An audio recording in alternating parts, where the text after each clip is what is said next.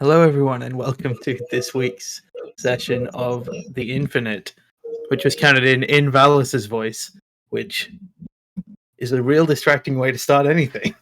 A voice I haven't heard for like 8 weeks, however long it's been. We are back for episode 13. Lucky for me, but unlucky for all of the players, because things are going to somehow get worse. It's been a steady just dive to hell for some of you. I am joined this week by still not the entire full crew, despite the 5 people, because we have a guest. Dawn, say hello. Hi, I'm Dawn. I didn't say your name. You've stepped too far already. You've improvised too much. But also, Andrew's back. Say hello, Andrew. Hello, Andrew. See, that's commitment. It's commitment to an ongoing bit. And I'm, of course, joined by Maddie, Chris, and Charlie. Kristen cannot make it this week for personal reasons, which is fine. One day, we will have the full 5-person crew back. But this is not. Season finale. Yes, season finale. I was going back. I went through the YouTube and was slightly updating 3FL's name to be correct as much as I could remember for each episode, but also the naming structure for the literal videos on YouTube was slightly inconsistent, so I was fixing that. And I was like, it's been weird. It's been like a lot of one person missing in this game. But since you're all such prolific role players, it kind of makes it fun to have someone missing because it never feels like an empty spot. So I'm grateful for that. How's everyone doing? Well, it's early, always. Yep. Yep. It's good. Excellent. Not hot today. That's nice. It's Well, glorious. that is good. I'm excited. A lot happened in the 2 sessions that I just watched. Remember when you left and I was like, it's gonna be like 3 months, and it's been like 3 days of in-universe time. I was thinking about that. And it's like you left a bunch of children and they've just all gone through like this huge amount of trauma. It's like if you were the 5th kid in the Stranger Things gang and you left for like a weekend and then you came back and Stranger Things season 1 had happened to them. You're like, what's up, guys? We've somehow managed to fit like 2 entire Rugrats movies worth of shenanigans in like 3 days. Yeah. Yeah. That's the best description. But we'll see what happens. All right. Our camera opens on space, vast and silent, as we see a space station struggling to hold itself together as it is punctured by blast after blast of laser weapons from ships. The heart breaks for the final time as in this silence we see its atmosphere shield that is desperately trying to compress the entire station together and protect those on board silently pop, and as the atmosphere begins to void the station itself, a silent expulsion of all type of matter from the inside. The camera politely cuts away as we start to see some humanoid-ish forms be ejected into space as the atmosphere pulls them out. And the camera pans to a ship of steel, grey, with red lining the underside, and these stylized teeth almost to make it look as if the ship is a shark. The ship begins to steal its weapons, and we see this, the front of the ship is bristling with guns of all manner. Many more guns than any spaceship, particularly in this section of the galaxy, has a right to have. We see this one ship kind of move in split screen up to the top left, and then we see a second ship, this one pristine and white, its weapons now stilling. A third ship painted in almost that kind of Venta black, absence of light color, but off it seems to drag behind it this huge swarm of drones, tethered by very thin, imperceptible red energy lines. And then the final ship, a very classic, larger battleship of an empire long dead. We go back to a familiar scene to the audience. Don, can you mute yourself because there is sound coming? Thank you. To a familiar scene where we see a gloved hand looking at 3 projectors in front of it as they are having this conversation. This time, the people on the screens are not silhouetted. They are stark and viewable, but we don't hear the sound of this conversation. We see a man with white hair, wearing an all-black sort of button-up shirt and almost like a priest's robe cut. And across it, there are these lines almost as if veins of red. We see a creature more than a humanoid. It seems to be floating within the space of the bridge upon which it is conversing from. It seems to have a chitinous outer layer, almost as if, like the shape of a bumblebee, but with a cockroach exterior. But as we watch it move and gesticulate, and a universal translator is delivering what it says, that hard exterior seems to almost disappear into an ooze as it kind of flits and hovers and morphs around this room. And then the camera pulls to the third screen where we linger for longer. A man with a grey beard with streaks of dark brown still in it, grizzled and scarred. His face looks like it has been the product of many, many deadly fights with all manner of creature. And the camera pulls into this man. And we get a little inlay word for the first time. And it says, "The Bridge of the Tiburon Rex." The man gesticulates to the camera in front of him before signing off and beginning to direct his navigator to plot a course for the Outer Rings. We see these 4 ships, their weapons stilled, begin to jump away from the heart as the camera pans back to the now destroyed space station. It floats hundreds upon hundreds of thousands of pieces of metal floating in disparate directions, amongst it the debris of human life, by which I mean alien life, because humans don't exist. There are ships that did manage to get out. Some of them have come back to survey the damage to the heart now that the onslaught has stopped.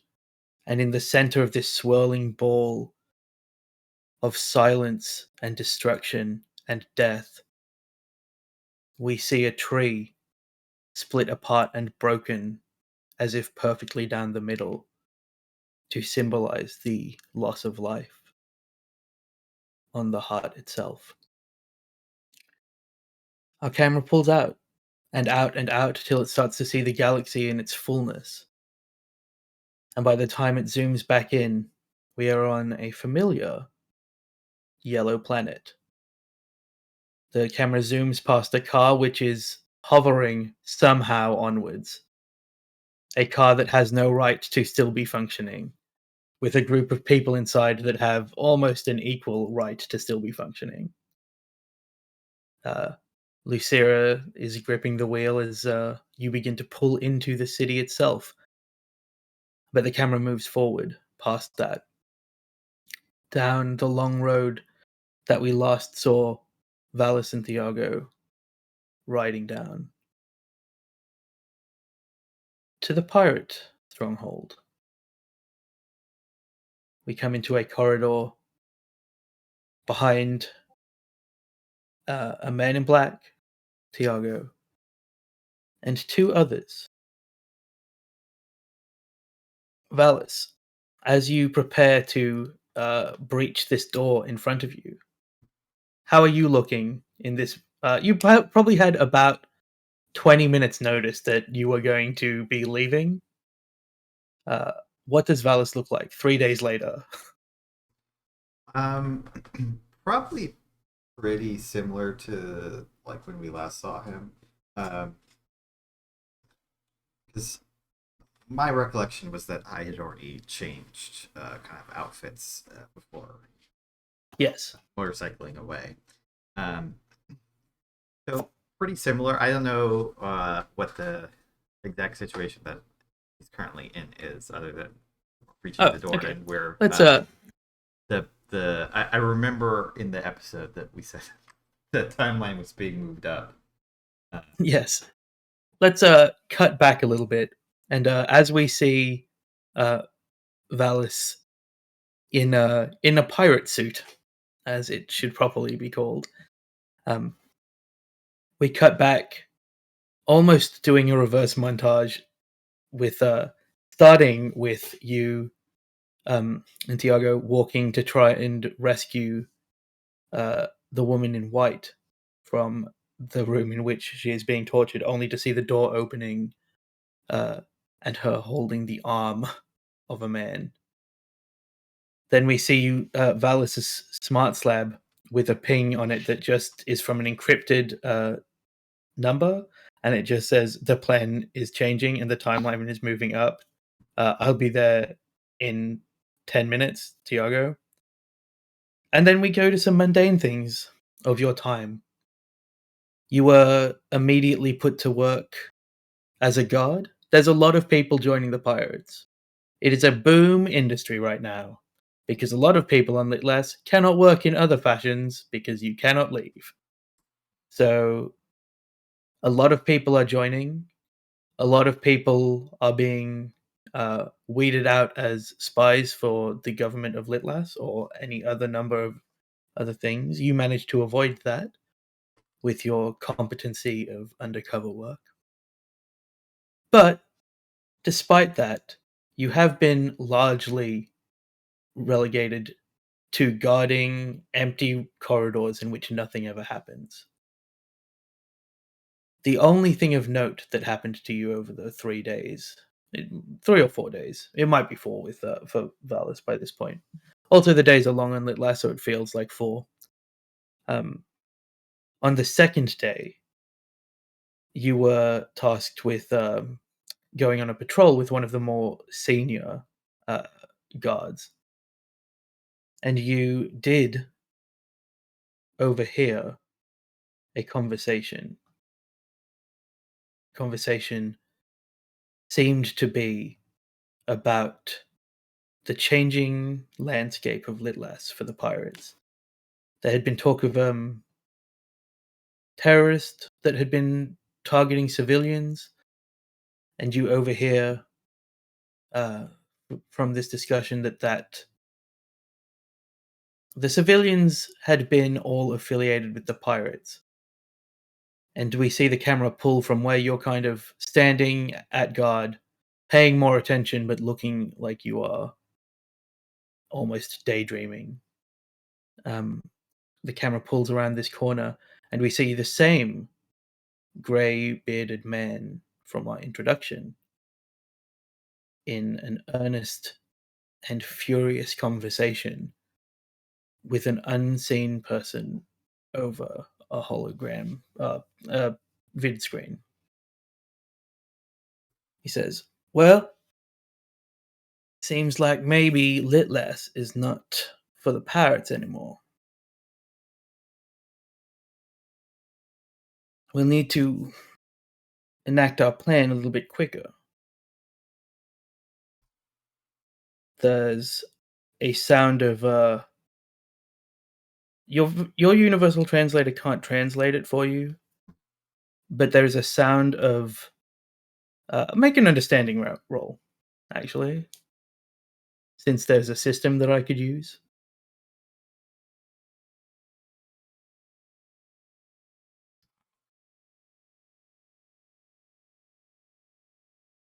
I believe in your ability to roll fine.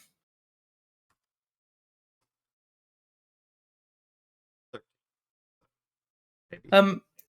Yeah, I think even with a 13, it's a sound of deep frustration and disapproval. It's an kind of a warbling growl almost. If I had to try and explain it through the lens of humanity, I would say it was if there was a primal, like, growl to a whale song, that kind of thing. But you can tell it's dissatisfied and you can tell it's frustrated. And the voice of the Pirate King says, I know. It's not ideal. We didn't find that fucking tentacle creep, but we will. And then you're moved along in your patrol. We cut further back to you at the entrance with a shipment of weapons being unloaded by people that you know but are unaffiliated with in this particular instance. As 6 or 7 of the new pirate recruits have been waiting outside this gate for someone to see them. You're brought in. You go through a quick interview process, which is about as exhaustive as kids' interview process that the audience saw last time, which is like, can you shoot a gun? Will you shoot it at the people we tell you to shoot it at? Excellent. You get a bit of a training in what's expected of you as guards. And of the 7 of you, by the time that interview process is finished, though you don't know what has happened, only 4 of you remain. And then we flash back as almost as if Valis has been thinking about what a really mundane few days it has been. There was no... After expecting it to be 3 months of this, for it to be over in 3 or 4 days, is an immediate adjustment. Beside you, the woman in white. Dawn, could you describe your character for us? As you kick open a door, you can add that into your description. Okay, so she kicks open the door to start. Unfortunately, she's been kind of roughed up for, like, what did you say? A day? It's a few hours. A few hours. There's some bruising going on. Her white hair is roughly past her shoulders and pulled back in a ponytail, but, like, it's fine. It's not matted. She mostly just looks annoyed. Okay. That's it. Well, since you kind of described it as you have been roughed up, I feel like it's funnier now if you make a roll. I was just going to let you kick a door open, but now I'd like you to make me... you can make either brawl or kinematics. Door roll. I don't have either of those. I did know that when I picked them. Yeah, okay. Let's see. I believe in your bad strength. It's not like a negative. Technically. Yeah, you're right. You don't have a negative modifier.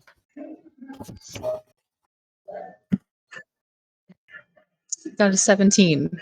I kick open the door. irritating. You do. So Valis and Thiago watches Keres, who is on the hinge side of the door. So this is already a harder kick. Like lifts up a foot, a booted foot, and just slams it into the door. The door creaks and buckles, but doesn't quite give. And Keres, without really readjusting position, just brute forces that foot forward again, and the door bursts open.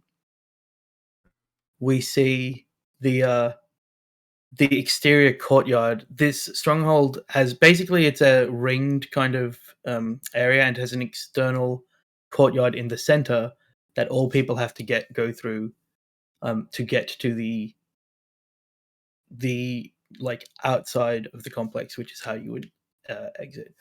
So as soon as you kick this door open, that you will have to get across this large courtyard to then a corridor in which there are like some security gates that will generally stop people coming through. Thiago has mentioned already that that the guards may be aware of your presence because of the fact that he killed several of them on the way in. And as you kick this door open, the sound of gunfire is already echoing out. The camera pulls across this big courtyard, and we see a couple of people in black. They, as bullets ping near them, it's clear that they're wearing deflector arrays, and there's basically a duo bunkering down behind a couple of points of cover, engaging maybe 15 pirates. Thiago kind of looks at. Don't ask you this last time, but have your name on this planet is just your character's name? You didn't decide to, when you rocked up to a pirate thing to just get captured, use an alias?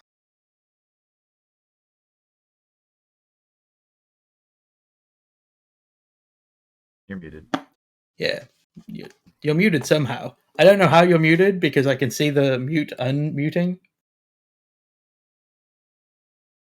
Such a flashback to playing with you all the time. I'm sorry. My mics hate me.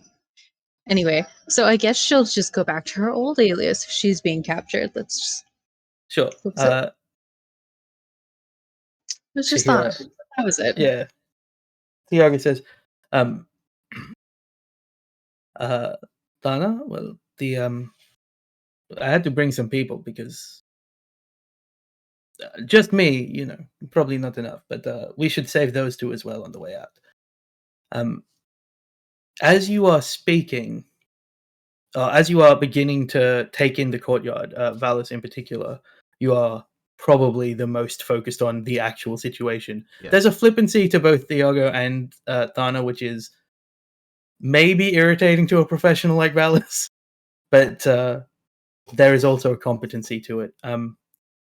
You smell something in the air that it has been a long time since you smelt this, and it's probably from forever ago. Your time as a fighter pilot, you were in an in-atmosphere dogfight with some people from a different. Were you an Imperial fighter pilot or a PMC fighter pilot? We had said a PMC. Yeah, so it was literally just a fight between two PMCs paid by two private citizens who were like trying to control this one moon. Do you remember? Because in that engagement, your ship was hit and you were forced to land. And there's a memory of this smell, and it's a chemical smell and a smell of sulfur. And you remember seeing the sky lit up in this deep purple fire that day as this weapon had been deployed against one of the outposts of your employer. And as you smell this chemical smell that Valis didn't really probably expect to smell ever again. It's rare for people to go to this extent in the universe, because most things you want to typically keep so that you can then own it in the PMC fights. But you hear a rumble, and the entire complex begins to shake around you as the three of you step out the door into the courtyard. The very foundations of this building begin to rock, as if they are rapidly deteriorating with some kind of implosive force. The walls begin to shake and quiver in the wind, and you begin to smell that same chemical sulfur smell as from the ground, which had been dust covered, like really thick, like packed down dirt and dust, had been this courtyard.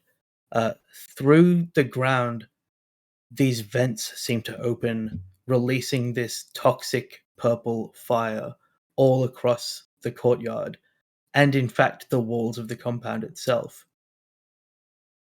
The pirates that had been fighting begin to notice that this place that they have called home, that they have been guarding and working for and being paid by, seems to be essentially disintegrating in some kind of attack. The three of you sort of look at each other for a moment, and we will cut to the other group before coming back to that. A busted up, shot to hell, glass broken hover car pulls sadly and slowly and somehow leaning left. Hover cars shouldn't really have a lane. They can't have like the wheels be destroyed to this point, but Lucira, you've noticed for the last like hour and a half that it has been tending left, like there's a steering problem. You pull up outside a soon to close for the time of day rental car company. Like the brakes just like making that horrible squeaking sound.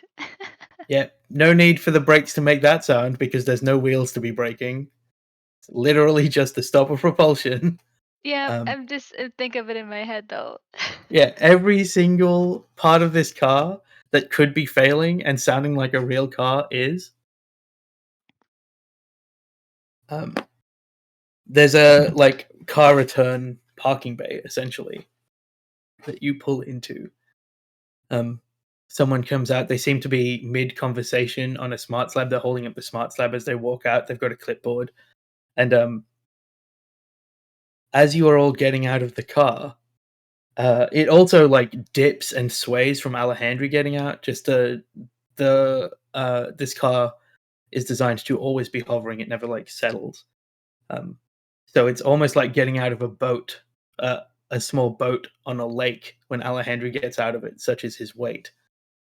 The person still hasn't looked up from their smart slab where they're having this call, and they thrust a clipboard at you.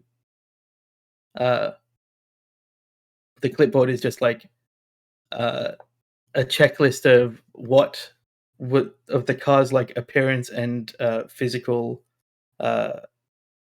state when you got it. It's like basically, does the car drive? And it was like, yes.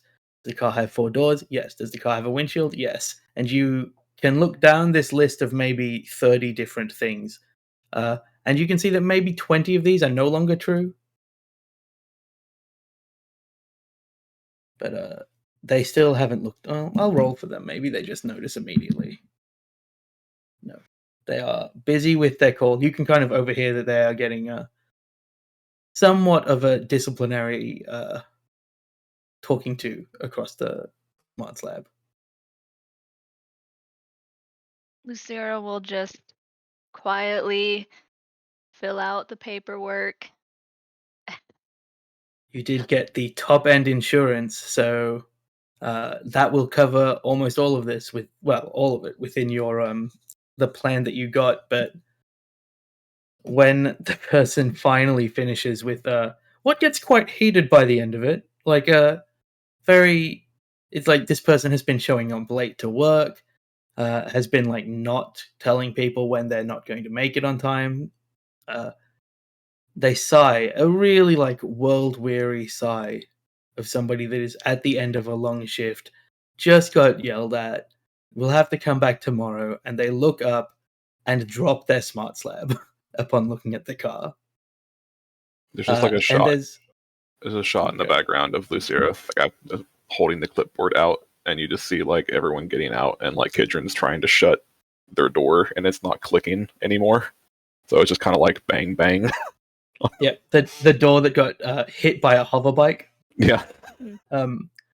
It like hangs kind of limp off a hinge that is still there but not really there.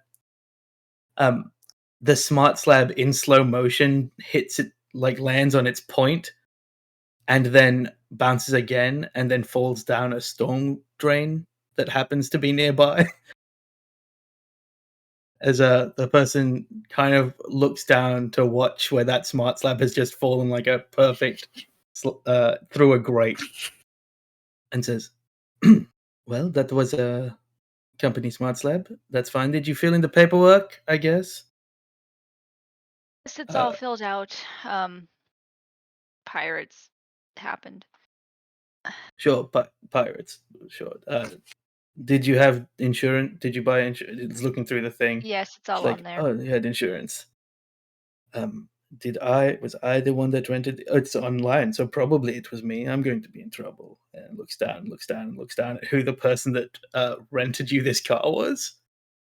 And you see a flash. Well, you don't, because Lucira never sees anything. But Kid sees a flash of relief at the bottom of this like paperwork as he's like flipping through it. He goes, "Okay, great. Fine. All right, you can go." Anything? Okay. Thanks for the car rental. Sorry we destroyed it. Oh, it's fine. And he like you see him take the pen, and there was one like headlight still work, and he crosses that out, and he like ticks that they don't work. And he just goes and finds something, and as you leave, you just see him like breaking every single headlight on this car. He's just like changing the sheet to be like, this car was even more beaten up. He's taking his Litlass. anger out on the car. We cut forward in time as you are heading to the warehouse where your ship is. As you had heard from the Imperial listening outpost, that perhaps your ship was under suspicion. As you arrive in the warehouse district, the frozen produce or supplies warehouse that you rented is quite some distance away from the main warehouse area. You picked it because it was like, this is somewhere that people won't go naturally. It's like very, very far towards the end. You travel there. By the time you're about 600 feet out from that, it's the only warehouse that you can see in that direction. Kid, make me an understanding check. Great at these. I will let it be perception for you. Oh, I am great at these.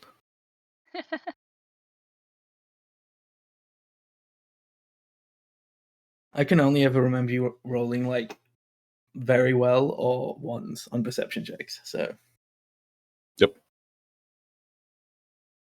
17. I mean, it's still a 17.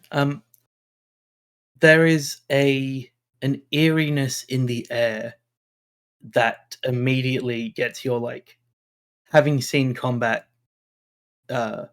hackles up. You're like, there's something happening in this area. Maybe it's the lack of any like work people around, because even when you hired it, there were people that were like moving some containers and stuff around here, and they are gone. You kind of look out and you see this warehouse where the doors should be locked. Even at this distance, there's this imperceptible like crack in that front door of the warehouse, as if it's been opened and someone has tried to get into it. So we're walking up to the warehouse right now. You are 600 feet away, and you can be walking up to it, or you can be kind of behind the nearest container, if you would prefer. I will let Kid take the lead for that. We're probably not just walking up to it if we know that it's probably under suspicion. So I'm assuming we're probably like behind something. Yeah. Kid, after kind of like peeking around the crate, will just non-verbally just to Lucira and everyone who's there. Sorry, I made you yawn. And we'll unsling their rifle, but we'll also deploy dart. Dart flits up above your shoulder, surveying around you everywhere that you're not looking. Kidron will send dart closer to the warehouse to see if there's any other detail to be scried. Make Kidron another pull out his rifle too. perception check. Lucira will have her pistol ready. Nyx watches this and just her face it wasn't in like a smile before, but it just falls, and her little fringe that was kind of like up because she was alert and nervous just sort of collapses, and she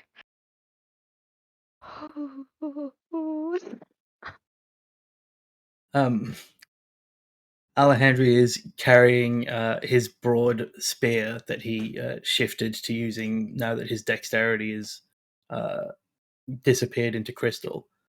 He's kind of holding it over his shoulder. 3FL and Nyx look like innocent bystanders compared to the other two of you. Darts forward. I will get you to make me a perception check again. Sort of serving as advantage with Dart, but I'll also get you to make me a stealth roll, and we'll give Dart a +7 on stealth. All right, perception first. It's a 27. And for stealth, for Dart,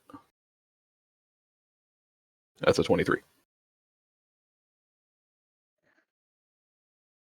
Just Jack went dark. Yeah, Ren gave me a drink and turned the light off on the way out. Force a habit. Oh, Mountain Dew is deeply disgusting. 27 for the perception, and 23 for the stealth. Well, I'm not going to use this die anymore because it seems to be favoring the rest of you, and I don't like that. As Dart flies out, you immediately through your visor you pick up that there seems to be to the left a group of people that are like, it's maybe 3. They are laying down on the ground.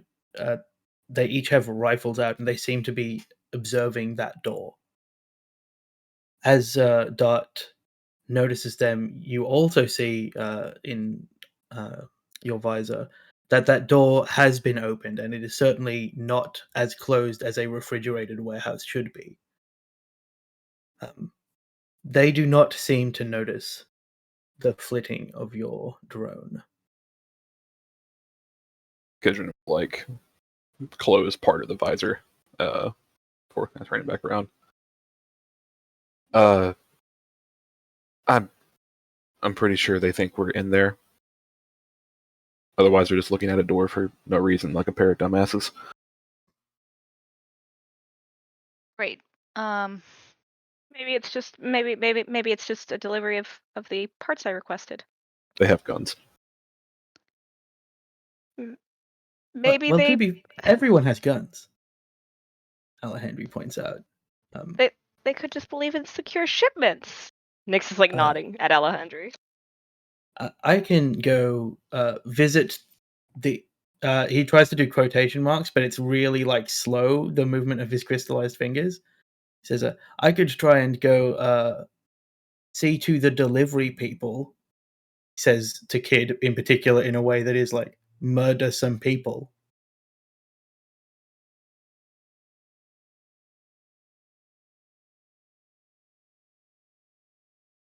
I'm not your boss. He looks to Lucira, who, for this purpose, he will accept as his boss, I suppose. I will turn to Kidron and say,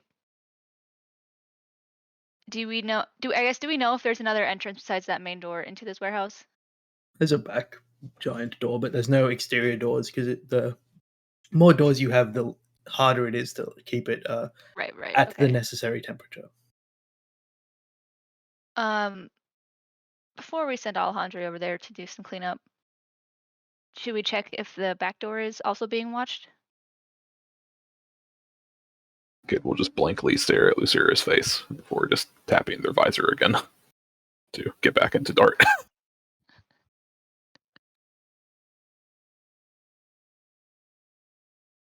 But we'll send Dart to the other side of the warehouse. It takes a little bit of time for Dart to fly around this giant warehouse. The back door, by the time you get there, does seem to be still closed. Still locked. Well, rather than start another fight, do we want to just try to sneak around to the backside and get in that way?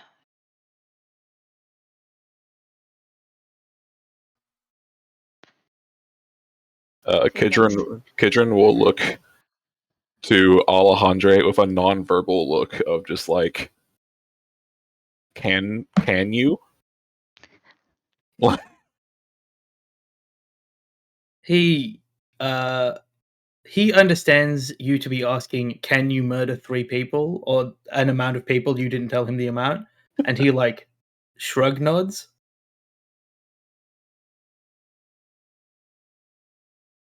Yeah, at that, Kidron will kind of shrug, keep the rifle out, but we'll get ready to start stealthily moving. All right, the 5 of you begin to make your way around the building. Lucira, make a perception check. Kid, you will see what happens automatically. Nyx, you can also make a perception check. On Lucira. -1, baby. Let's go. Well, 3. I guess My he's not first roll trying of to. every game is always super low. It's because I always make you do it as a perception check. well, Kid, you notice that when you're about, let's say, you're circling around, so you're 600 feet away now, so you're keeping it that distance. When you're about 200 feet away from the 3 people that are laying on the ground watching the door, you are the only one that notices as Alejandro kind of drops away and is holding his spear waiting for you to get some distance, and then you just see him as stealthily as a tall man with crystal dreadlocks can stomp across the ground towards these 3 people laying on the ground. I will roll his stealth. Alright, that's pretty good. I can't imagine he has a modifier that is high anymore, but they thus far have not noticed him. Kidron stops momentarily, kind of like, because the rifle is on a sling, it kind of reaches like their hands out to grab like Nyx and Lucira to stop them from moving, and is like trying to, as quietly as possible, make non-verbal, just like like to Alejandro's in Alejandro's direction. Oh, he criticaled the perception check. That's very disappointing. All right, he understands, and he comes back. You continue on your way towards the back. That's gonna be so bad. You're kind of at the back left corner now of the warehouse, about to complete your curve. Have you been trying to get closer into the warehouse as you make this curve, since they're watching the front door? I assume everyone's following Kid at this point. Yes. So are we trying to get closer to the warehouse as we get closer to the back door? Is that what you're saying? Yes. Yeah. So you're maybe 100 feet out from the warehouse as you're like hitting this kind of corner before you'll be able to see the back door. And as you're hitting that point, I need everyone to make me either understanding or psionic checks. My psionic better than my understanding for some unknown reason. Everybody's gonna 'Cause have of- great psionics. Because of Should your we- weirdness. Should it be wisdom or charisma for understanding? It should be wisdom. My psionics is better. This is my Good first standing. psionics roll after everything went to shit. I put a new rank in it because And everything is still a 1. 22 for me with understanding.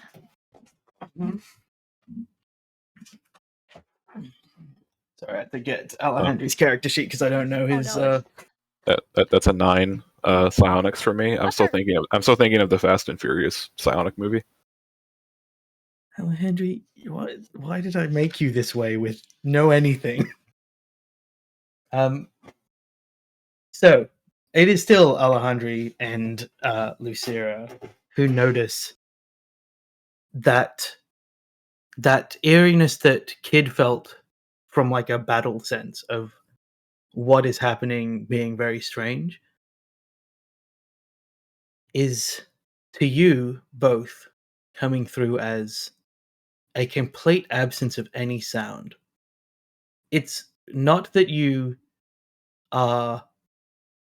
It's not even like when if you're in the woods and there is something around that is stopping the wildlife creating sound. It is that you can't hear the sound of the other warehouses anymore. There is something that seems to be impacting your ability to perceive things that you should be able to hear at the back edge of your consciousness.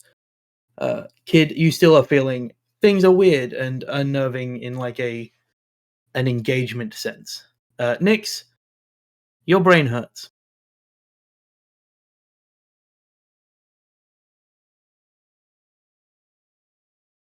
So we're still at that corner. Yep, you continue onwards. The back is closed. You can walk right up to it. Your perception check is high enough that you know that you and Dart collectively have surveyed this area, and there doesn't seem to be anything out this side of the warehouse. Occasionally, will just kind of like raise their hand up slightly as Dart flies back and catches it almost like a snitch before putting it back on their shoulder. Love Dart so much. Lucira will turn to Alejandro, making that eye contact, and be like, You're not hearing what we're supposed to hear either, are you? Alejandro kind of tilts his head. He maybe hadn't realized that it was a hearing thing as quickly as Lucira did.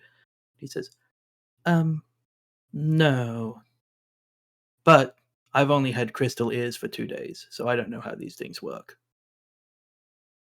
Well, normally there's that hum of electricity, of everything powering these warehouses. I don't hear that. He kind of turns slowly and looks back into the distance. And even like as you're looking this far away, you can see like hover lifts being moved around and like big giant trucks pulling goods in and out of things that you should be able to hear. As Lucira mentions it, Kid and Nyx, you both realize that this absence of sound, external sound, because you can hear Lucira, is unusual. So it's not like a field. We can hear each other. You can hear each other, and as you are doing that, Nyx first, but then everybody feels this pulse of energy. And I need everyone to make me willpower saving throws. Nyx, you have advantage because 3FL is within 10 feet of you. Got it. 3FL for this session will provide you advantage and nothing else for things. And even that is not true. I lied immediately. Ooh, it's an Oh. 11 for me. You totally said escape, right? Yeah, I said a skill power, which is close, but no, it's willpower.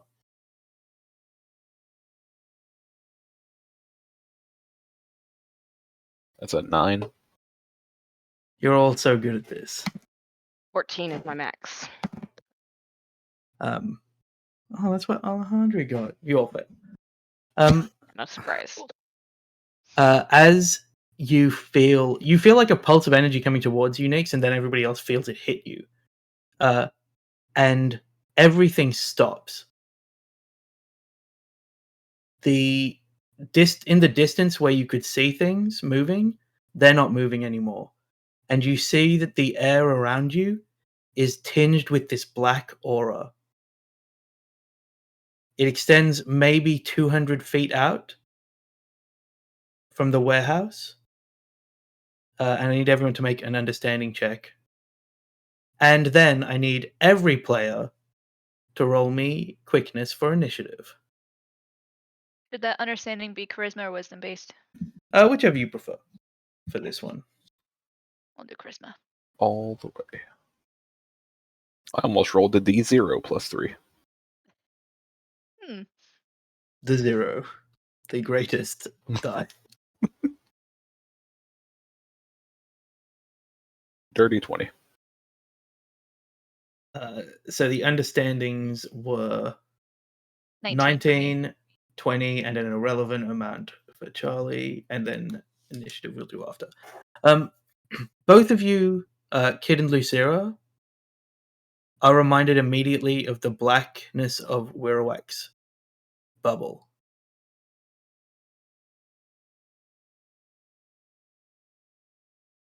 That's alarming. I say that does not appease Kid in any way. Oh, I'm sorry. Was I meant to be trying to make everyone feel better about things? So I need initiative from Valis and Lana as well. More alarming to all of you is that 3FL continues to move at a pace that you can almost not perceive. As in slowly or too super quickly? Too quickly. Like they are just walking forward, and it takes them an amount of time that has not passed yet to realize that you are not walking with them. Nyx tries to reach out, but is on a completely different time scale, and by the time that she's reaching up, she's looking at Firafel. All right. Initiative. That Henry's initiative. Welcome to the stream, Don. Get a 1 on your initiative. Well, I mean, a 1 on Donna's initiative is still an 11. But I literally threw Alejandro's character sheet away. Like I brought it over, and I'm like, nah, I won't need that again. Okay. All right. Alejandro has that, and don't worry, one half of the married couple can roll initiative. All right. This has got a huge scale. 30 and above. 25. Easy. 30 and above? Yeah, I mean, it's not that hard to have a lot in quickness. Above 25. No, never mind. I'm bad at math. Okay, I thought you were gonna. If I get to like a point and you're like, I have an 11, I'm gonna be very annoyed by that moment. I'm gonna roll for the helpful people. All right, above 20. 21. And then because I'll be next 20.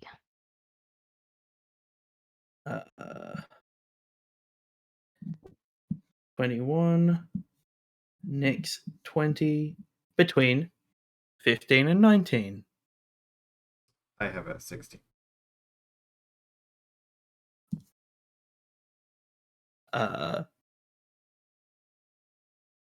Thana's is an 11. Is that correct? Yeah, it's an 11. All right. What is Lucira's? And Okay, that's very funny. So many T names now. 11, Lucira, 10. The helpful people, 10. Somehow, the pirates are still the lowest initiative of the people that you can currently see. So, the ground at the pirate compound erupts in purple flame as it begins to get oppressively warm.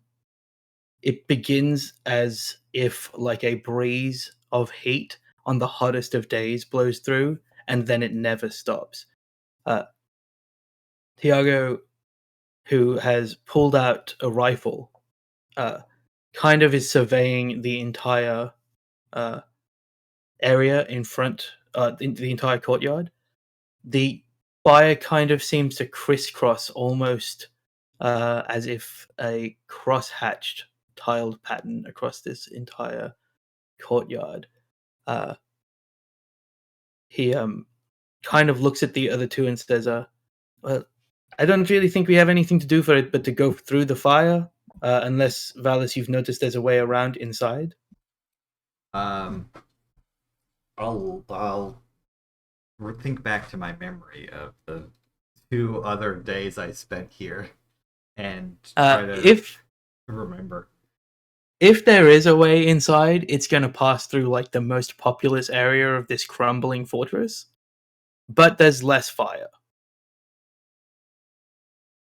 No, because I feel like is it longer? Is it like a longer route as well? Yeah. So this is like 4 rounds to, well, for you 4 rounds. It's maybe, hang on, I have to actually do the maths because you can double dash, right? If I just so if you can go 90 feet, it's about 250 feet. So you could actually cross this whole space in 3 rounds. Versus like a 7-minute detour through a catacomb like building. I answer by sprinting off while shouting back, "Hammers on!" All right. Thiago kind of looks, can see through the fire a pirate, looks at Thana and says, maybe these pirates get to live today. Well, maybe they burn alive, but we will not be the agent of them burning alive, unless you did this. God, I wish. All right, and then he's sprinting after Valis. I will... Basically, you're going to cross a bunch of these on your turn, but we'll get to it at that point. He will cross one and be pretty fine. I mean, a little bit on fire, but not too bad. This fire, your memory of it is that it, like, the inside, like the fire itself, has some kind of sticky substance in it that, like, clings to you, which is the real problem. It's not, like, even as hot as the center of, like, a traditional fire. It just clings to you. All right. Further away on Litlass, in a black bubble surrounding a warehouse, Kid, you start to move. And as you start to move, to you it's normal. Like, your movement is the same. You're, like, turning. But you see 3FL is already at the warehouse door. And turning back to look. And they are, like, they turn, and then they are back in front of you as you blink. Also, when you caught Dart, did you catch Dart and put it away, or is Dart's rotor still spinning? They caught Dart and were going to put them away, but I don't know if that had happened before the bubble popped. I will say that your capability of, like, as you catch it, your Dart goes into sleep mode, so it's not doing anything right now. How big is this like bubble that we're in? It seems to extend about 120 feet behind you at the moment, as you are perceiving time.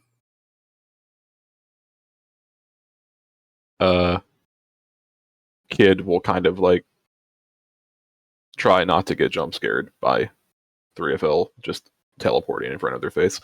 But we'll turn back around to see if everyone else is reacting just as slowly, seemingly.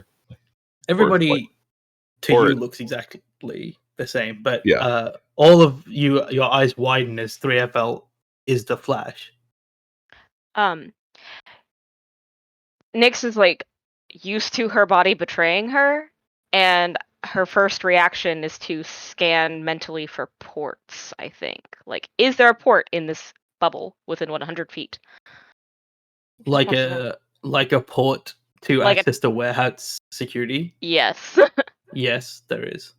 All she's trying to do, because she just saw 3FL like dart off. Actually, I'll make that an understanding check, because there's no other like explanation of what's going on other than seeing that happen, right? No, not really. Yeah. So Nyx basically just pings and checks her upload speed. So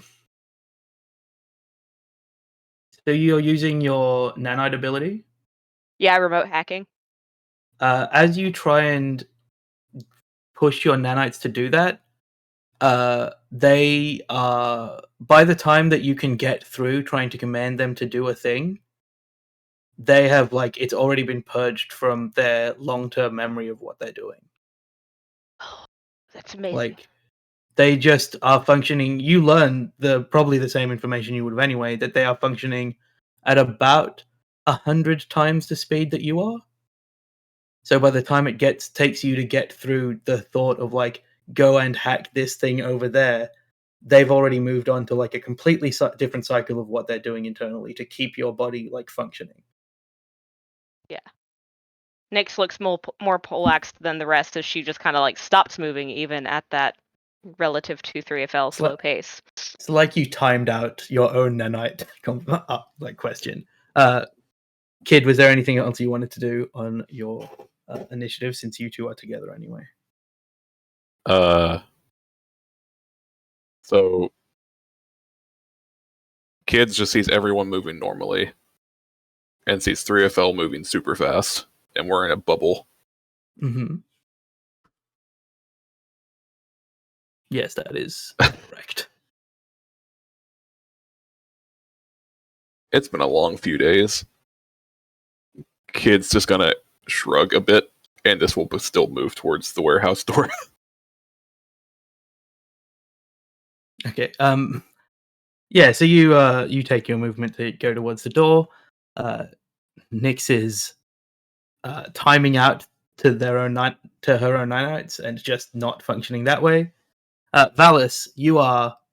I nearly called this episode "Through the Fire and Flames," because I knew that Valis was just going to full sprint through a bunch of fire. Yep. What a parallel to make. I will actually say that because you could smell it, you are taking off before the fires even fully started. Like you have like a surprise round on this fire from your understanding of it. So you are you just gonna do your triple dash? Yeah, I think, like, all the gunfire right now feels like background noise. Like, he doesn't really care about any the mooks that are duking it out at the moment. And if Thana and Keres care about if Thana and Thiago care about their two agents, they'll take care of it. I know they're more than capable. Yeah, you're not paid to save weird assassins. Sure, if you're just sprinting across, then we watch as the fire almost as you sprint, the fire begins to burst behind you for the first 3. You avoid the cross hatching of the fire as it bursts up. You do see in front of you, just before the fire surrounds you, that there does seem to be at the gate out into the normal complex a man that you know to be one of the third in command of the pirates. You know this because when you were being trained, when you were being taught, when you were being taken around and shown how everything worked once the 4 of you remained, she was the one that was leading that. She carries a whip, and there are people within this complex that are not paid to be pirates, but forced to be pirates for whatever reason. And she took great joy in whipping them as she walked around, showing you all of the things that you would be doing, which was just standing there. Yeah. So as you sprint across, you see her guarding the door out.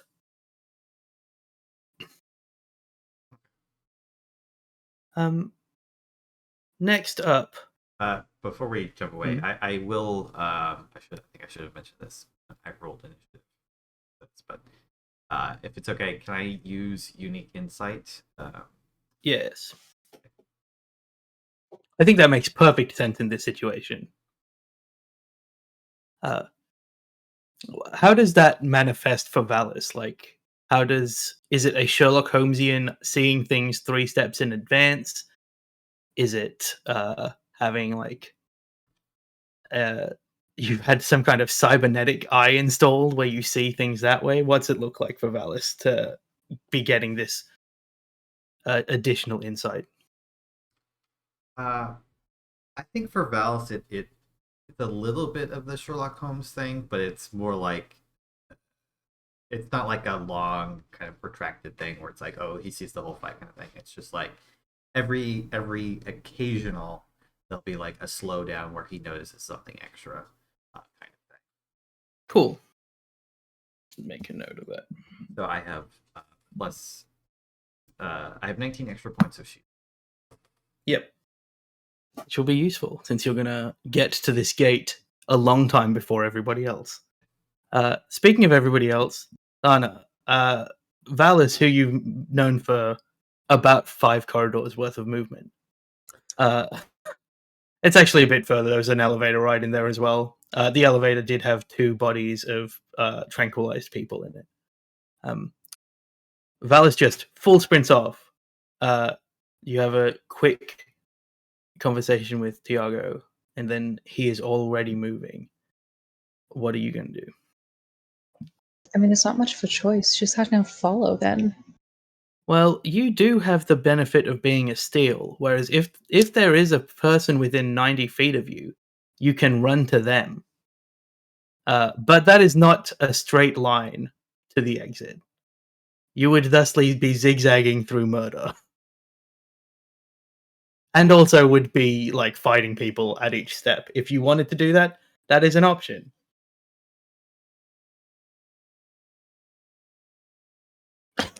I won't do that yet.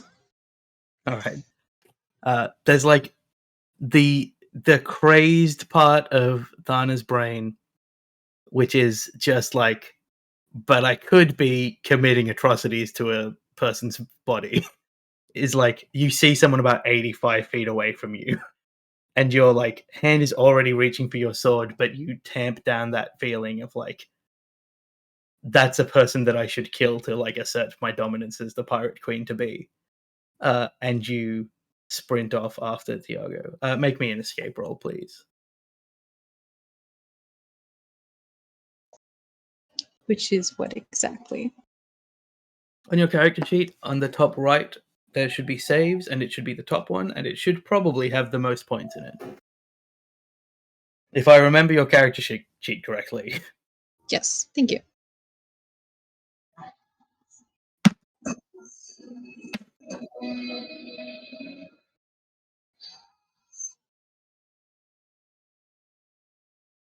You're I got fine. net 20, so it's 26. Yeah, you're pretty good.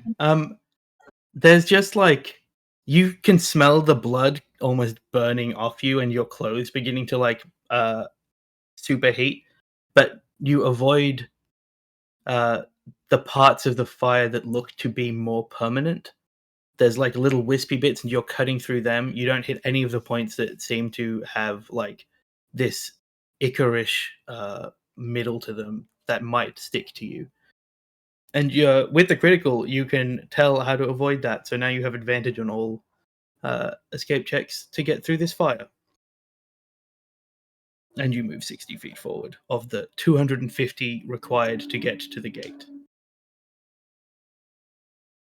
Back at the warehouse, Lucira, you see Kid move forward. 3FL dash back and sort of just be in front of you. They seem to be moving as if they are speaking, but not in a way that is perceptible to you. If they are making sound, it is just a high-pitched ring at the like back of your ears. Nyx has stopped. Okay. Seeing Kidron move forward, 3FL do this super speedy back and forth and seeming like they're trying to talk but not actually hearing anything, and seeing Nyx is stopped will, and having known what Nyx just went through, will hold my move until Nyx starts moving. As my action, essentially. If I can do that. Yeah, that's fine. You will move with Nyx. That's okay. Yeah, just keeping guard out for Nyx. Yes. I'm thinking about a particular thing that I think 3FL is smart enough to do. As Kid walks very slowly past, you all get on your smart slab a ping, and it's just in the group chat, and it's just 3FL saying, why are you all standing still?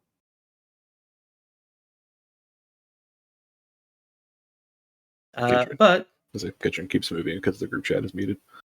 yeah, Kid doesn't get it, but the other two, you're standing still in front of 3FL, who knows how long ago sent this smart slab thing. Charlie, you can on your turn make a applied engineering check to see how that would work.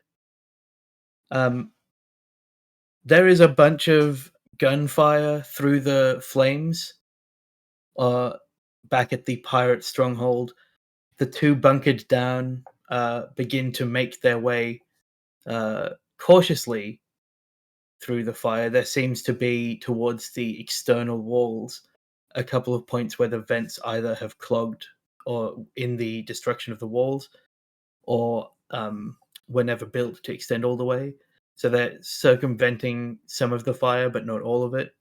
The pirates are essentially just 15 people shooting arbitrary bursts of rifle fire into a crosshatch of purple that will kill them. But all they could do is run towards the person that is holding the whip. Valis, you do see a couple of the pirates, their resolve immediately upon the heat of the inferno picking up, break, and they begin to also sprint towards the gate that you are sprinting towards. They're a little bit closer to it right now, and also none of the shots are relevant to any of you, because it would be extremely unlikely for you to get hit by one of their shots when you're not in like the square that they are in, essentially. And then we move back to the top of the order. Thiago continues running. Guess we'll just die to this fire. That'd be a really funny thing to happen.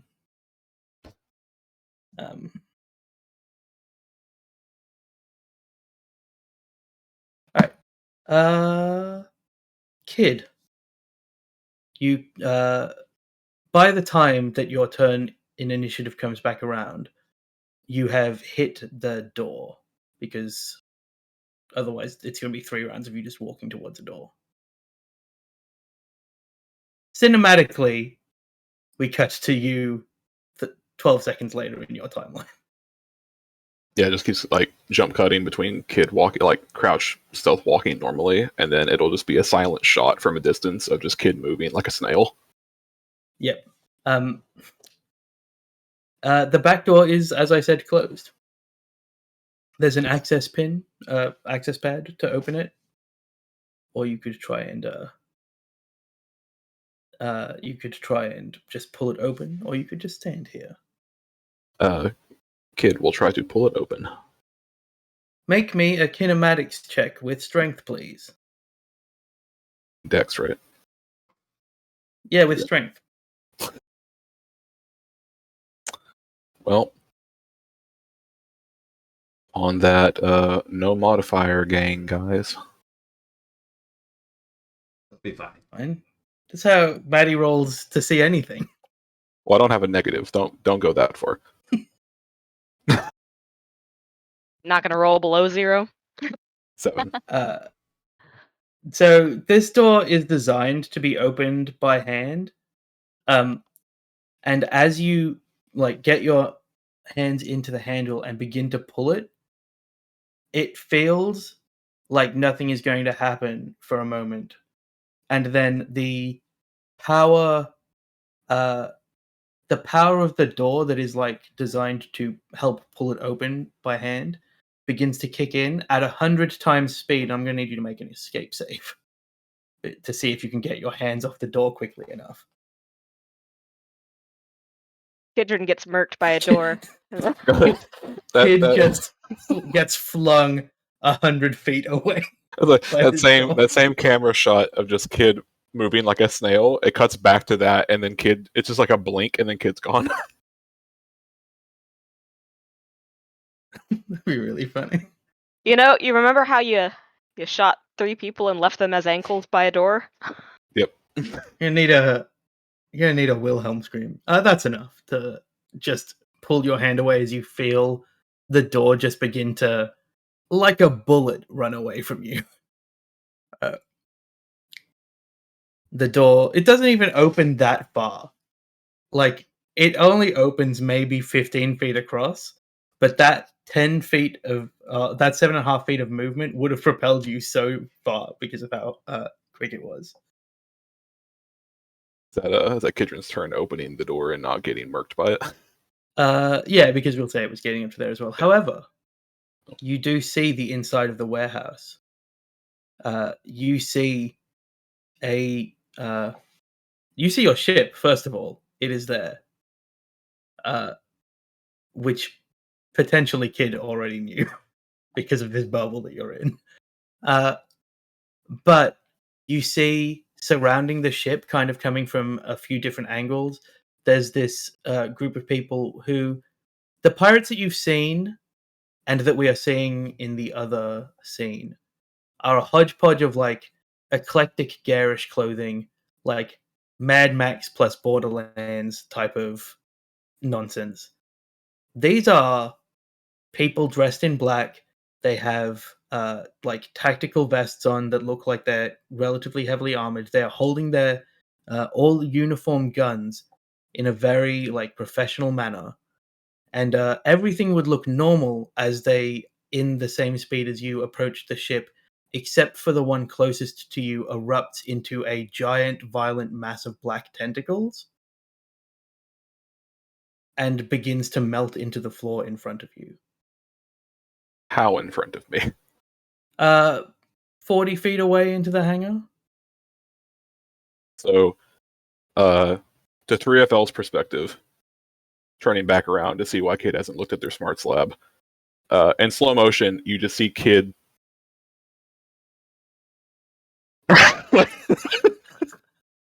The slowest motion of Kid just going like, what just happened? I just walked into a horror anime. I understand. So a weird 5 minutes of 3FL's life. Nyx, are you gonna? It's been 18 seconds now. Are you going to start moving? Yes, but because Nyx is Nyx, before she does, she makes an applied engineering check. Sure. I don't remember what I told you this applied engineering check was for. It's a 14, so not great anyway, but it was for the smart slab, how that works when 3FL sent it, etc. Oh, okay. Sure. As far as you can work out in your already shocked no nanite help for your physicality state, it is likely that as soon as 3FL sends that thing, it would come through to your smart slab, because it seems to you that electronics are functioning at either 100 times the speed or normal speed, and you are functioning far slower. Got it. But you can't tell which of those is true, and you don't know if that is a correct theory. You just are like, well, this would follow. Yeah, so Nyx is going to reply back, no stop, slow, and then kind of on a whim, tell nanites, and there's a question mark. But she will follow Kid. Within the blink of you sending that message, you get a response that from 3FL is, I think, something along the lines of, actually, typing slower doesn't, like, shortening words doesn't probably help in this situation. Like, you could have just typed the whole thing out. And then you see 3FL kind of looking at you as if trying to interface with your nanites in a way that doesn't work. But you both move forward up to the door in the 18-second round that you're having. And you see, by the time... also, Kid, I should mention that the speed of the tentacle to puddle on the floor that you're seeing is faster than you are moving. It seems to be happening in sped up motion. So as you two get to the door, you see a puddle of kind of bubbling black ooze on the ground about 40 feet in front of Kid. Cool. Gross. Yeah, that's...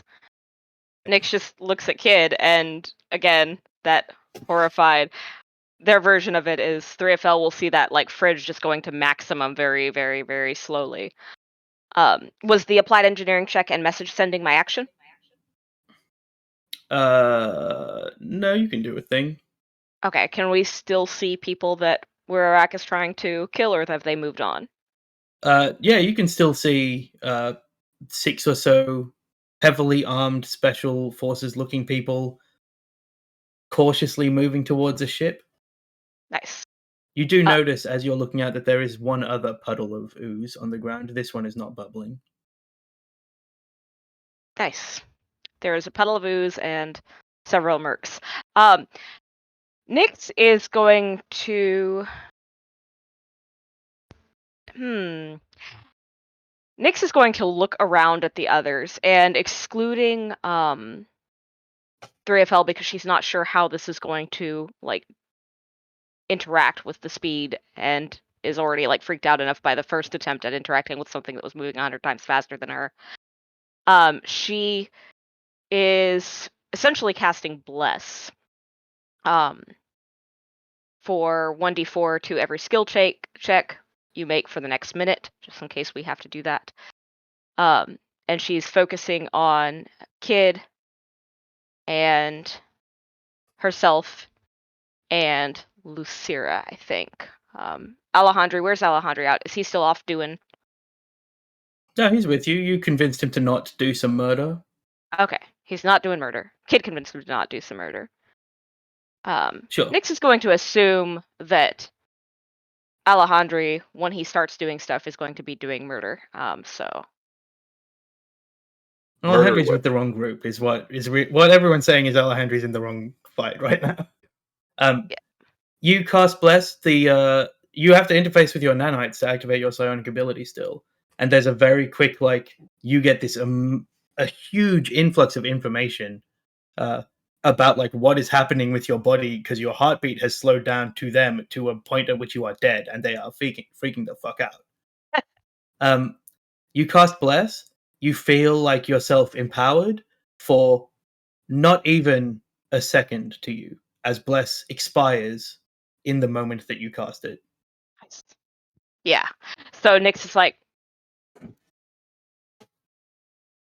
and that fringe just flares a dark, dark purple, and that's already kind of a slow thing as it's a kinetic or a chromatocore thing, but it's even slower to outside views.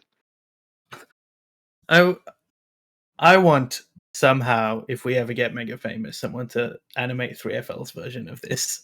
Yeah. All right.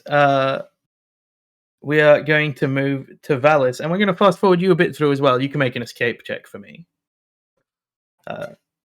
But you will be about to hit the point of the whip wielding lady with just a normal movement.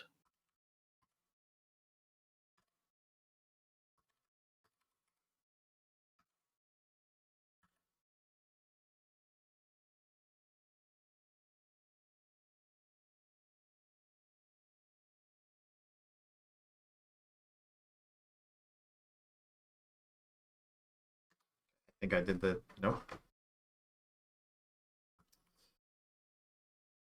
I get like 1 out of every 6 or so messages into the general chat as an alert on my computer.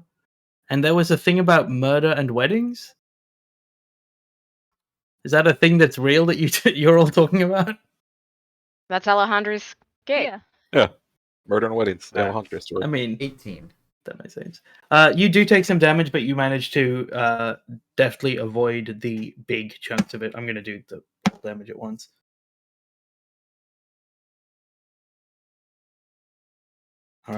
All right. 4d6, and you take 8 points of damage through the fire. It comes off your shield. And as you're bursting through the last one up to the gate, that's just your normal movement. You have your full turn still as you arrive in this. Essentially, it's a 20 foot by 20 foot square of fire on the back sides and then the walls on the other sides, in which this very tall, blonde-haired woman, her hair goes down to like the back of her knees, and it is curled. She's wearing a heavy looking kind of breastplate type situation. She is wearing the Borderlands garish armor style. And she is unfurling a whip. Unlike the one that you saw her using during the patrol, this whip is made of metal, as opposed to the leather. And she kind of looks at you and she says, now, I really can't let anyone come out this gate once we activate the plan.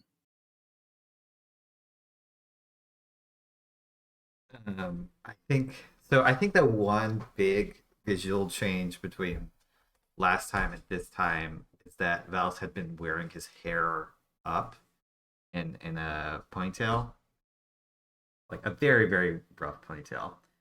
So he finally just like pulls that off so that his hair is down again, and draws his pistol. And somewhat uncharacteristically, doesn't say anything. He begins to shoot. Sure. Make your attacks. I believe you have 2 attacks now. I am. And just to double check, you did do your ability score increase at level 5, right? Yes, I think I bumped Okay. wisdom, so I will Sure. eventually have all of my mental stats at 16. I think. Sure. Yeah, you can make your shot with your pistol.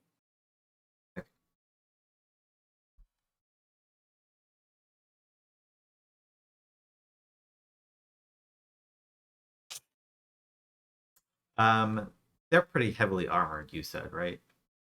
They're wearing like a huge amount of steel in their torso section. You have been in enough fights that you don't think that would necessarily equate to huge amounts of armor all Okay. over, because you could just avoid that. But it will contribute. I'll just make this first shot regular, see what happens.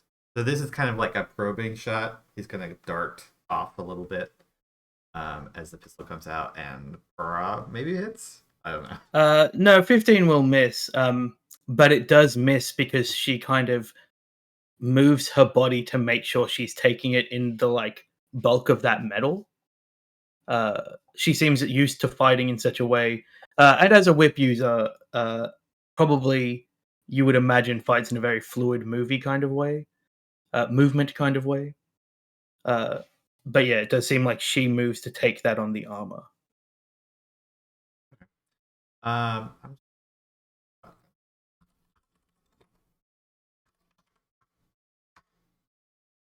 chalk that up to a bad roll. Adjust slightly. Or 24. A 24 hits. Like, you can't dodge bullets, and she seems to defensively be trying to dodge bullets to like let them hit her armor, which also is not a good idea.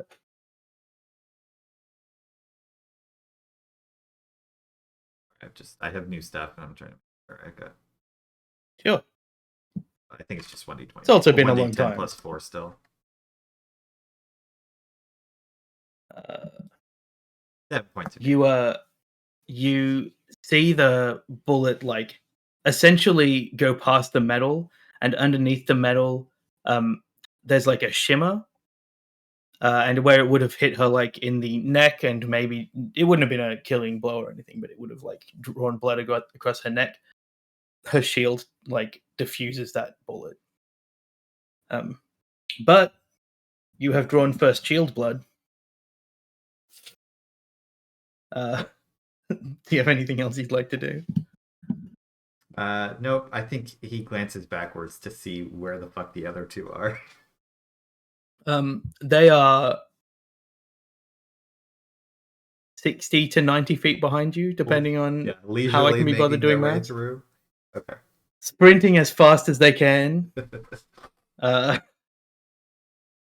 Yeah. However, 90 feet is enough, and Thana, you see Valis seemingly fighting a whip lady. I have named her Whipamina, by the way. He doesn't have a name. No. But that's what I have named her on my sheet. Is that too behind the scenesy to let you know that? Yes. I feel cursed with this knowledge. What Thanks, is, I guess. what is this combat? Because we almost started it by a door getting first blood. That's true. Well, to be fair, Thiago has taken a lot of damage from fire. So, but yeah, you're within 90 feet if you would like to just full rush at her. Yeah, that sounds about right. All right. Make an escape check first for the Okay. fire with advantage. Yeah, I don't know how to roll with advantage, so I'm just gonna do this twice. Sure, that's fine. I will learn to use this bot eventually. 1 year. I like you were going to say next time and you just bailed immediately. So 13, I guess. You take 5 points of damage, and you do feel that the ichor of the fire seems to be collecting on your clothes. But as soon as you're out of the fire, it seems to lose some of its potency. Mhm. Okay. And as you...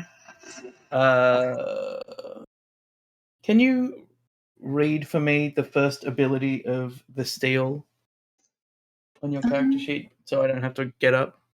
Yeah, sure. For laziness purposes. It should be called To the Front. Oh, yeah, it's literally the first one here. So if there's an enemy within 90 feet of you, you may spend all your movement to move next to them and take the attack action. If they die, regain movement speed. Okay, as you hit 10 feet away from them, they will make an attack of opportunity at you. for 24 to hit. I think that does. I think that is your AC, if I remember. It's exactly my AC.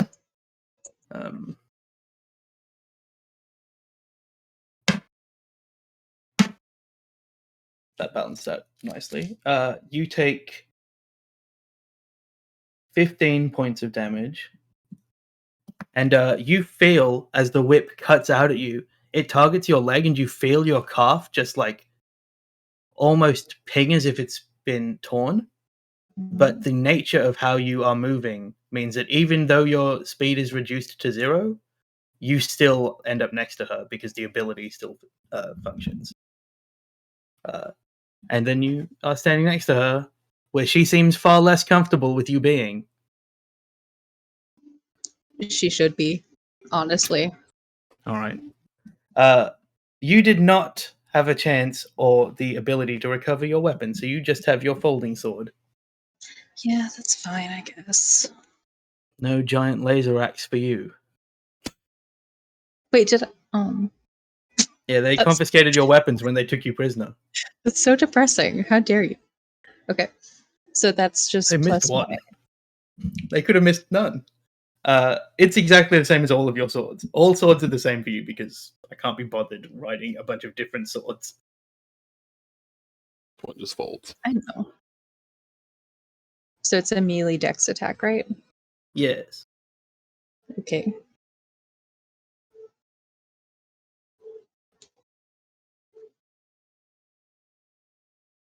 That misses. Unfortunate. You hit just straight across the steel breastplate. Makes a very shallow X, like first half of an X. Fucking sword. And I get 2 attacks, right? Yes, It's the because you third have one I an don't get. offhand one. Yeah. For now.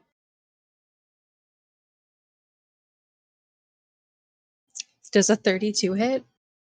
I want to say no because I feel like you asked that in a way that was rude, but yes, of course, a 32 hits. Thank you. And that's just plus my dex, so I think that's 1d10 plus 4. Yeah.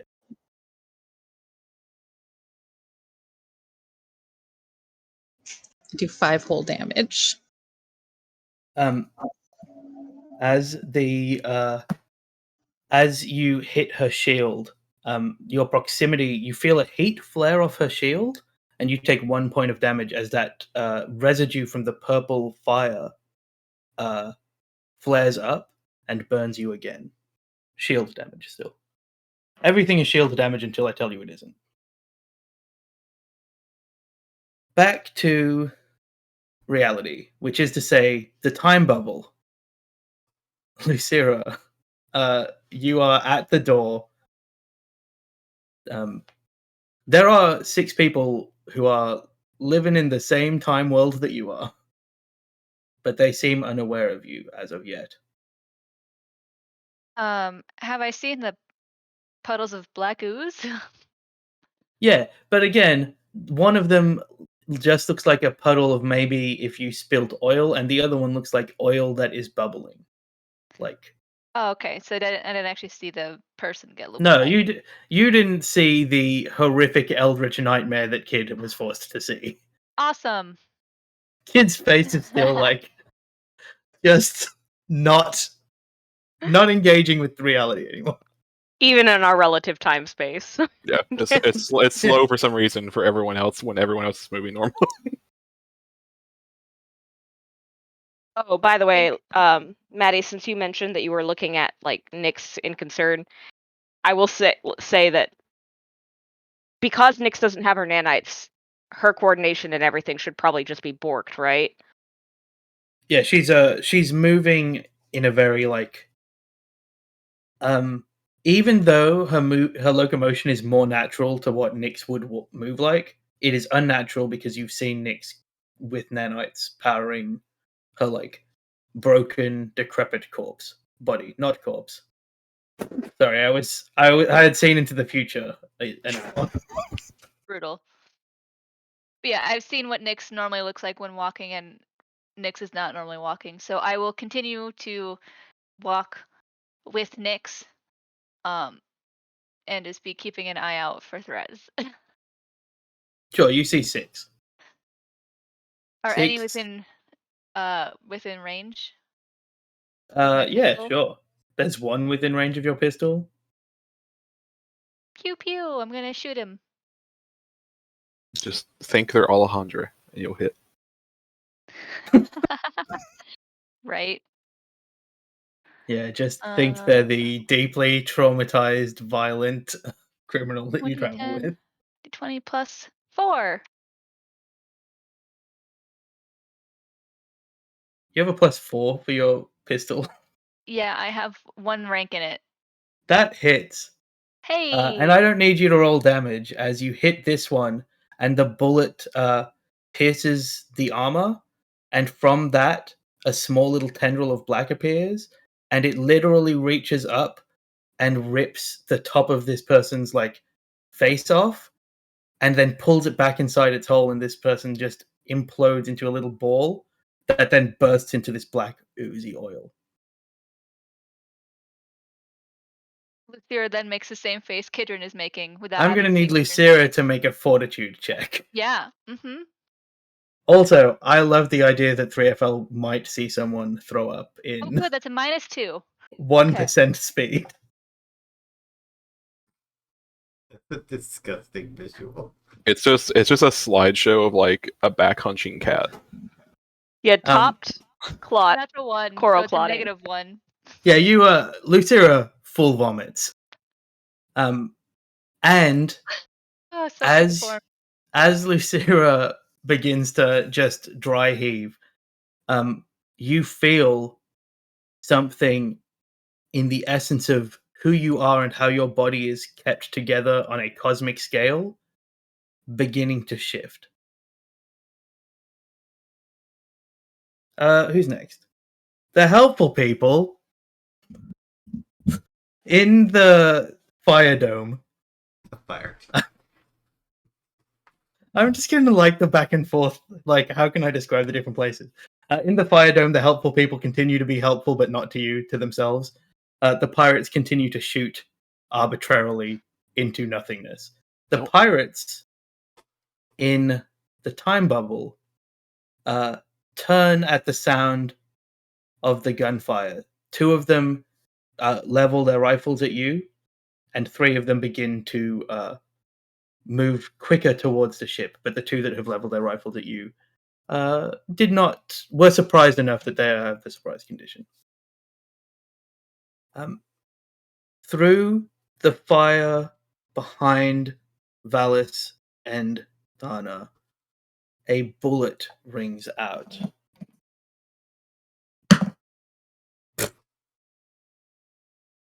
I also got a 32 to hit, and I should have done that against Dana, and then it would have been very funny. A bullet rings out from a rifle, which I have to see damage for. Why can I never find D10s when I need D10s?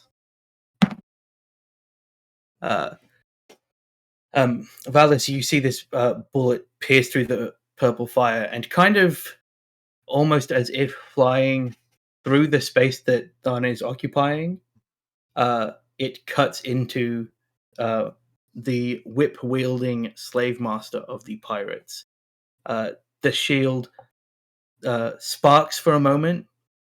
Dana, you take 1 point of damage as the heat hits you. But then the shield disperses, and a bead of blood is drawn as this bullet pierced just enough to break the shield, and her arm begins to bloom with this blood. He will continue running, continue being on fire, presumably. A lot on fire. He's failed every single one of these, and he has a +11. Oh my god. So If he dies somebody to fire, must always be burning. That's the deal. It'd be pretty funny.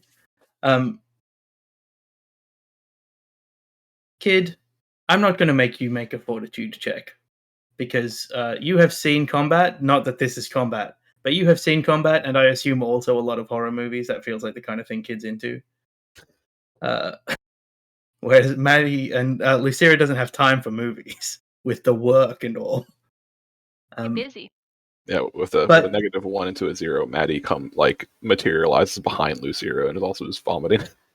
Yeah. Um, How close is anyone? the two that have leveled their guns at you are probably about 70 feet away, and the others are increasingly 20 feet further back, so 90, 110, and 130.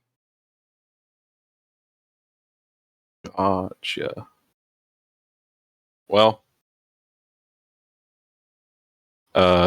kid, in that kind of fight or flight of this is freaky. What the hell? What's happening? That person blew up. Flight quickly erases, and Kidron goes back to their normal reaction of "I don't like this. Get it away from me." As Kid raises the rifle and quickly just shove hand in vest pocket underneath jacket, slot in cartridge, and is just going to try to blow them up. You're using your blast radius ability. Is that what it's called? Yeah, if they are next to each other. Could you make me just real quick an applied engineering check Thanks. with intelligence? This is not very hard because these bullets, I think, are technology, if I remember correctly. I think I know where this is going. It's going to be great if it doesn't work. It's going to be real bad for some people. The three of you stand there and Kid finally blows Everybody up. blows everyone up. So, Kristen, we're sorry to tell you, but 3FL has plus 100 for the escape check, which is nice. Do I get any type of bonus because it's my ability and my gun? Yeah, the bonus is that I'm making the DC extremely low. Okay. I got it. But I got it. +3 to this. too bad Nyx just watched what she did. Otherwise, maybe she'd be paying attention It's a to 10. say something. 10 is enough for you to Okay. be like, technology is weird, and maybe this bomb technology will blow up differently than when I expect. The DC was 8. Okay. Uh, So you see Kid going to do that, stop, and then with the round already in the gun, just the cartridge is about to be put in, and you just make a shot. Yeah, just roll your attack, please.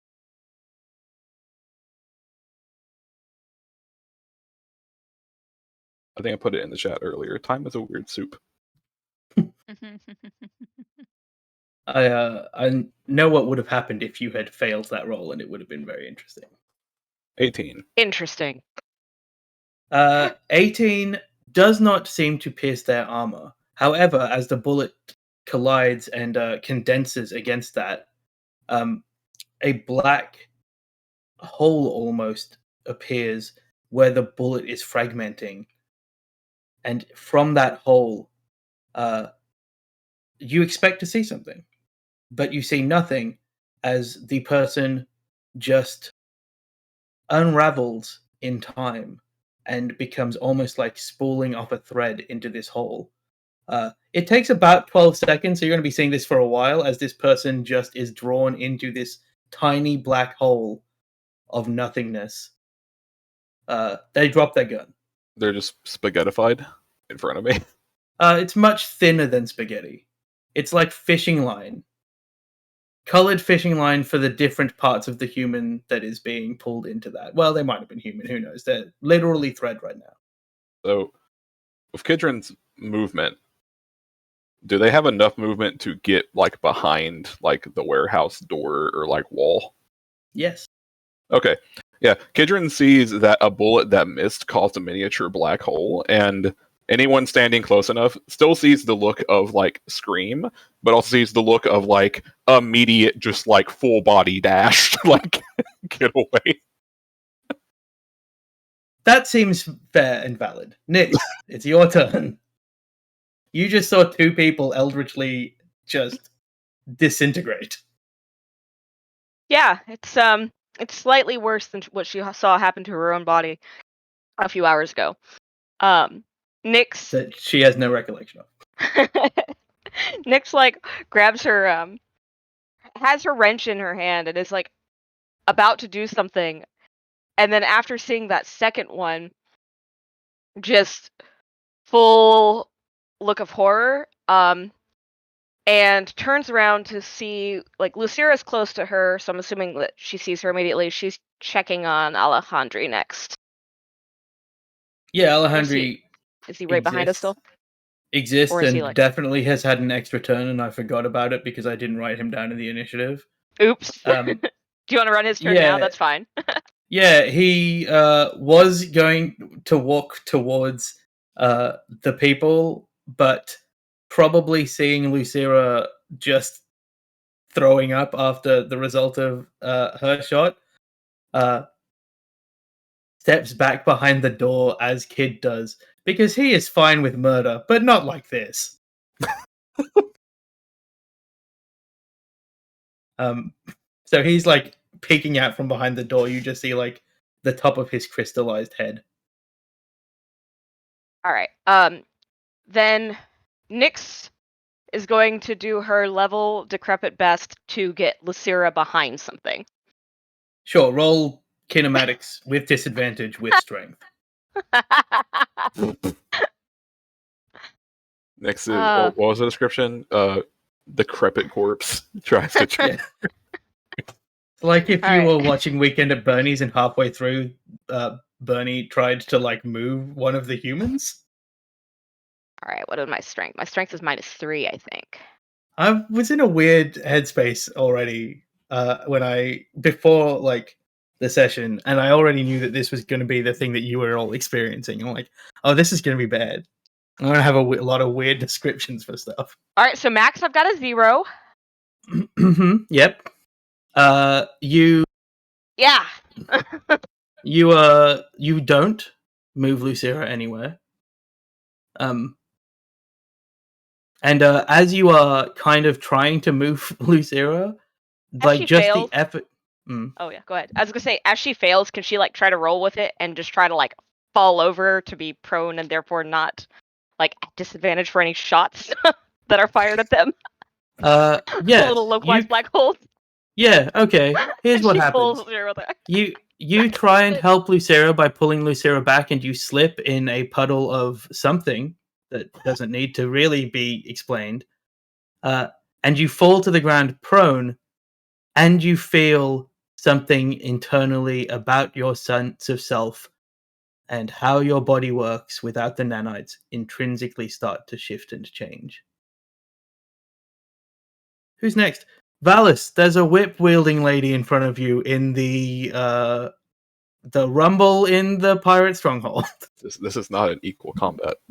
This is not. It's like it's a I didn't hard say- cut. On Yeah. the bright side, maybe our job is just to get the fuck out of the way while Wirak does his job. I take a shot to try to help. Oh boy. Well, that is a critical, which does hit. So how does this work again? So I deal Uh, with double dice it's- and double mod. and double modifier, yes. And if you were to kill her, you could shatter the bullet into somebody else if you wanted to. It's 2d10 plus 8. For a total of 20 points of damage. That's pretty good. She is kicked back by the blow, and it kind of catches her just above where the. Are you shooting for something in particular? I will let you describe where I it think hits. I would be aiming in the face region. All right. She kind of tries, as always, to take the blow on her armor, but because it's above where her torso can naturally exist without jumping, she just can't do anything, and she like is locked in this moment of, oh, that's going to hit me in the face. And there's a moment where, like, you with your unique insight of how battle works, you see her move, and then before you fire the shot, you have corrected for that movement, So as she moves, it catches her in the side of the nose and just like obliterates her cheekbone. And there's just this spray of blood all over Thana. But you can make a second shot if you would like. If she's still alive. Yeah, she looks, if anything, irritated about what is happening. Okay. Yeah, they've been knocked back as I immediately follow up. A 20? 20 hits.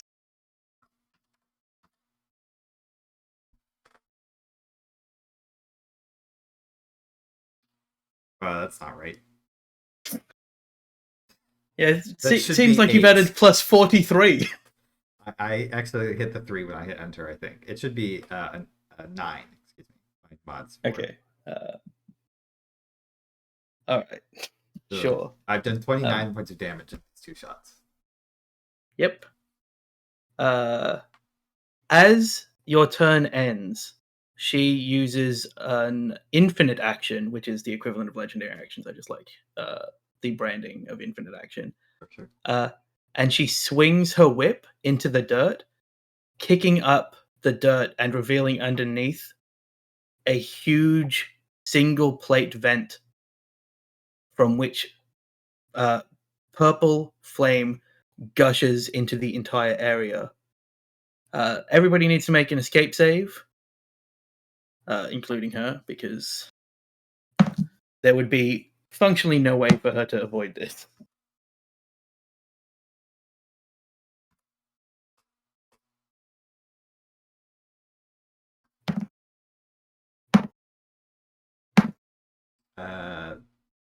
Let me know if that's a fail, because I can't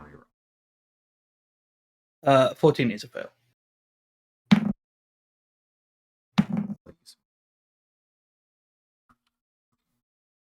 Very, I'll just take it. very weird roll to have to make. Valis, you take 17. Thana, you take half of 17 rounded down, so 8. And she, having passed the save, instead of taking damage, regains that much to her shields as she puts a palm down, and you see, Dana, you see that on the face of her palm as she puts it down, there seems to be some kind of energy conductive plate, and the fire, she pulls up into that. Also, I said you took 8, you take 9, because you have 1 stack of sticky fire on you.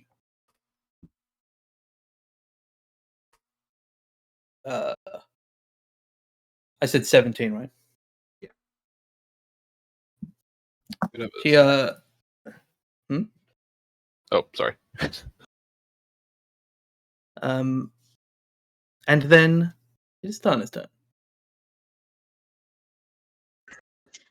Okay.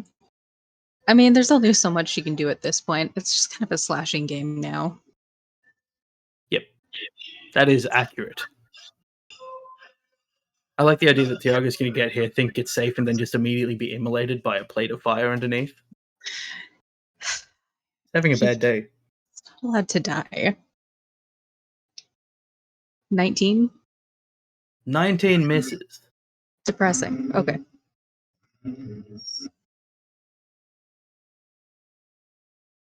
Your first attack is made with advantage, by the way. So Okay, so the first attack is 33. Is a hit. Yes. And it's 1d10 plus 4.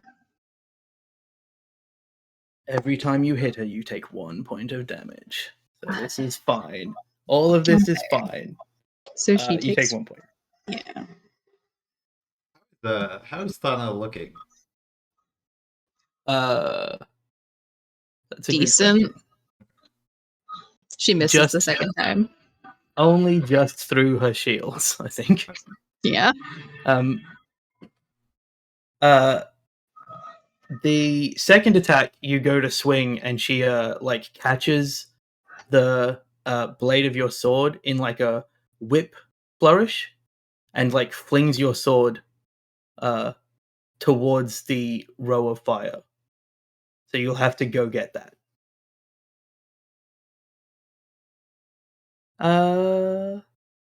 Next, Lucira. Nyx has fallen down, and that is enough to jolt you out of your illness.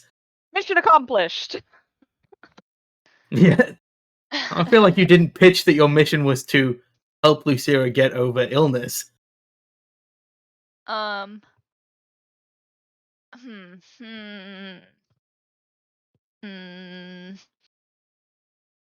Having seen the person I shot turn into a black Icarus black hole implosion and then vomit and then have Nyx fall on me and then to the floor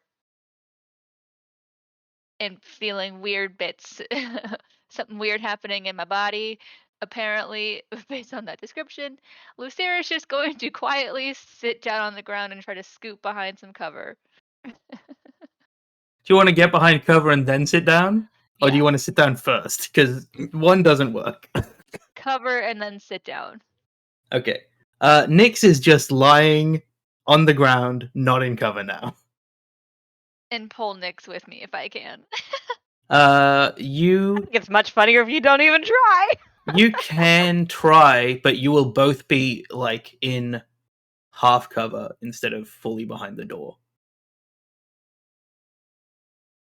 I'll try. Why not?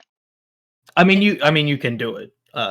But that is the payoff. There's no roll or anything. Okay. You're I won't not struggle, but you're not a decrepit But- corpse. You can do it. I'll Yeah, be for attached. reasons. For reasons, Nyx slides a little easier. There's some kind of Mhm. lubricative substance that Nyx is sliding on. Great. That's fair. I'm going to cross these helpful people off because they're not going to be so helpful against a whip person because somebody will be dead by the time that ends, either her or someone else. It was all strategic. The pirates who are in the time bubble, the one who has turned their attention to you, pulls up their gun and fires at Lucira. And for story reasons, I will roll this one correctly in the channel.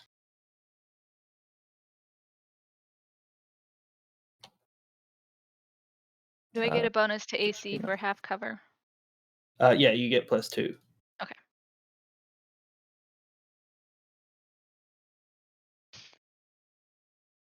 The gun jams as seemingly your luck holds in that moment until the mercenary pirate looks at it, shakes it for a moment, drops the gun, and pulls out a pistol and will take a second shot at you.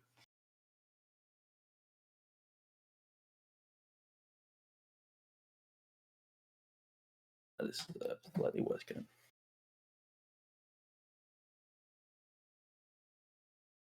This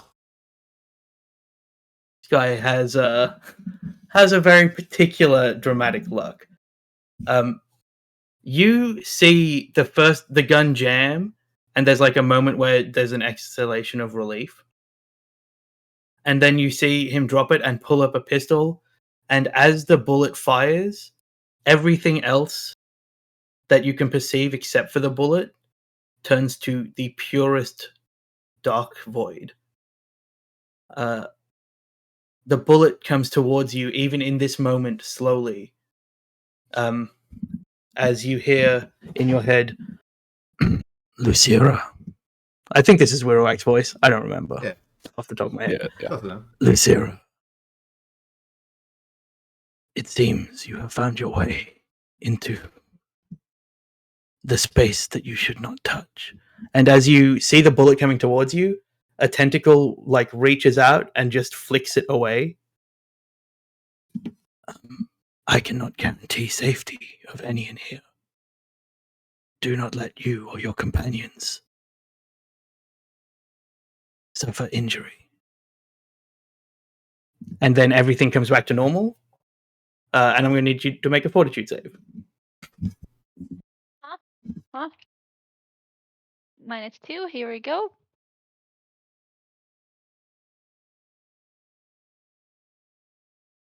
The hot zero. Stop getting zeros on things, people. Jesus. As you kind of look down at where you kind of expect to have been hit by a bullet, you take no damage. Nyx, you're looking up, and one of Lucira's eyes slowly blooms into a pure black pupil. Nyx just doesn't nah. say anything, but is blinking up at Lucira. Talking's a free action, right? Yes. Yes, you could say something. It is free. Literally What free. would she say other than blinking? Like, Start playing an intricate game of I would I say- Spy. your I black will eye? try to get out. It's Weirarack. Don't get hurt.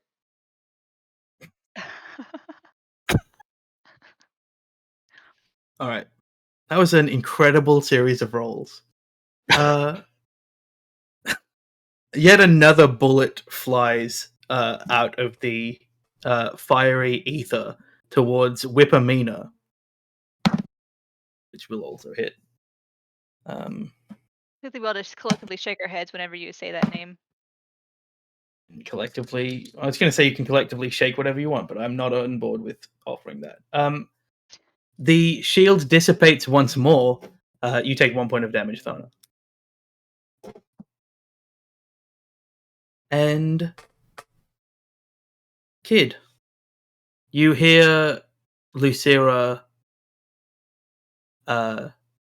say what Lucira said. You hear the bullet shots ring out. What would you like to do? So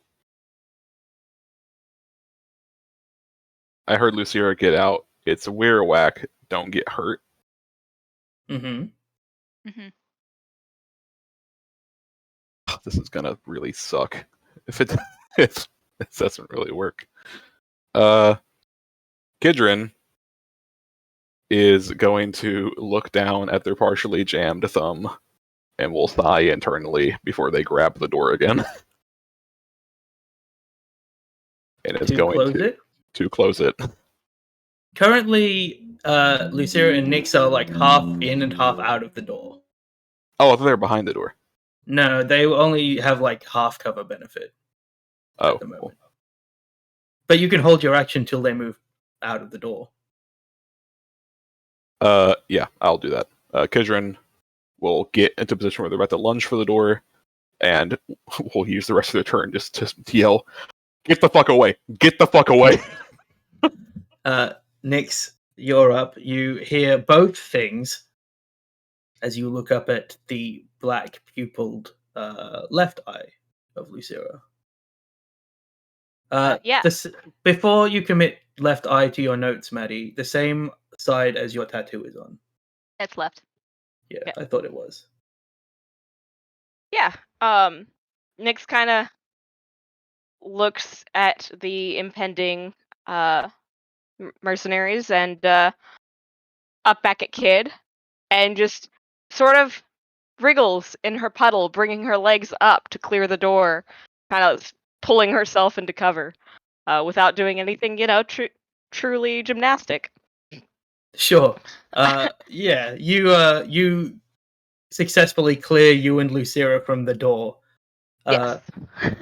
Kid, you go to close the door, and you know now that it is not the closing of the door that is the difficulty, it's the what happens after. So make an escape check with advantage. Here's my question. Mm. I know that this is... You told me before the bubble is like 120 feet. No, the bubble was 200 feet Oh. Out from the warehouse. From the trajectory of where this door will fling me, how far is the edge of the bubble?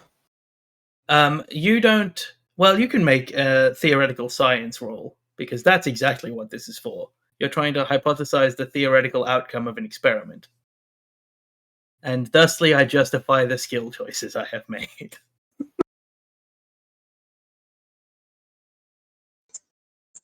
Dirty I 20. like the... it will... So if from where you are, in the direction that the door is going to fling you, the bubble ends 220 feet away, it will probably put you about 110 feet away from the edge. So it's going to fling you about 100 feet. Kidron will consider that. We'll realize it won't get them completely out of the bubble, and we'll be like, that'll probably count as me getting hurt. So I won't intentionally fail this. So I mean, if you intentionally fail by enough, you probably will lose a hand from the velocity. That's the other thing that you realize. like if you're clinging on enough, you think that potentially your wrist will be the weakest point. Just get you a dope prosthetic. You said advantage, right? I don't know if I Yes. need to roll. Really, it's a yeah, 20s are always interesting. So zeros are more interesting, but in this particular instance.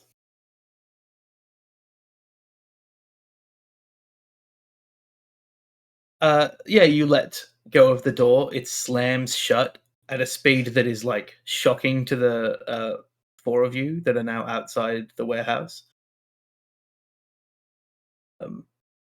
As the door closes, you hear for the first time a strangled scream that is then cut off, and then within this bubble begins to loop over and over and over again. Every second, a scream that is strangled and cut off. The same scream, as if you're listening to a stock footage of a scream, stock audio of a scream.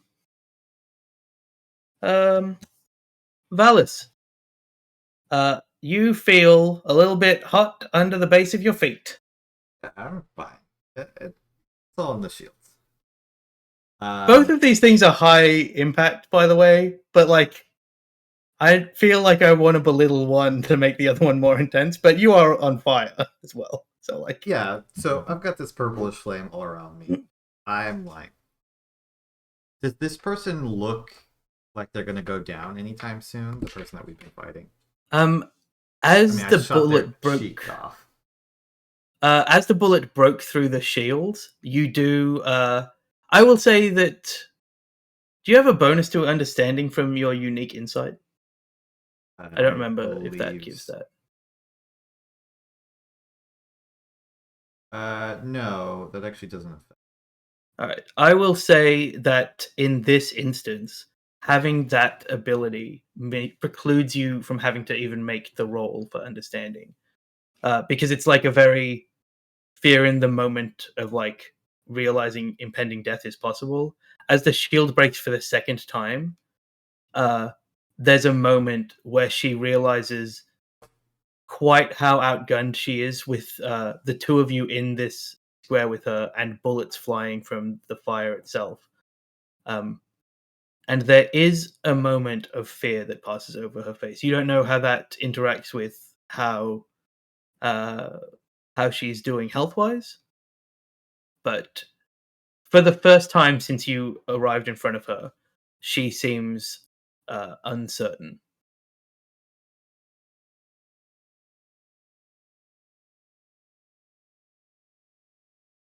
Okay.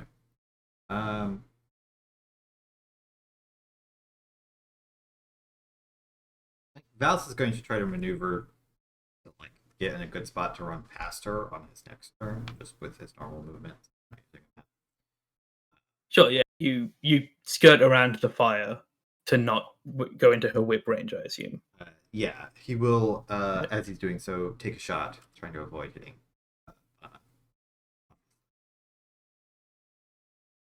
18 misses. AC's 20. With his second shot, 19. I don't remember now. I'm going to use Battlefield Intellect. So this lets me do a plus. So this will be a plus 13. 11.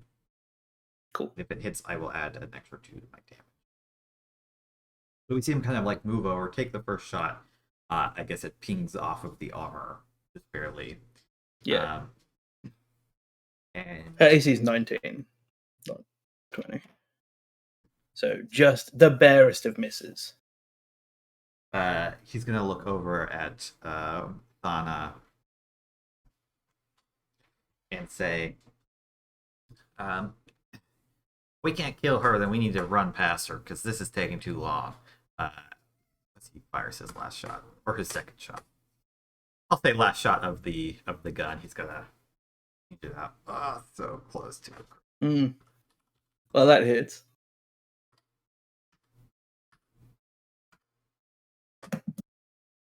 For 9 points.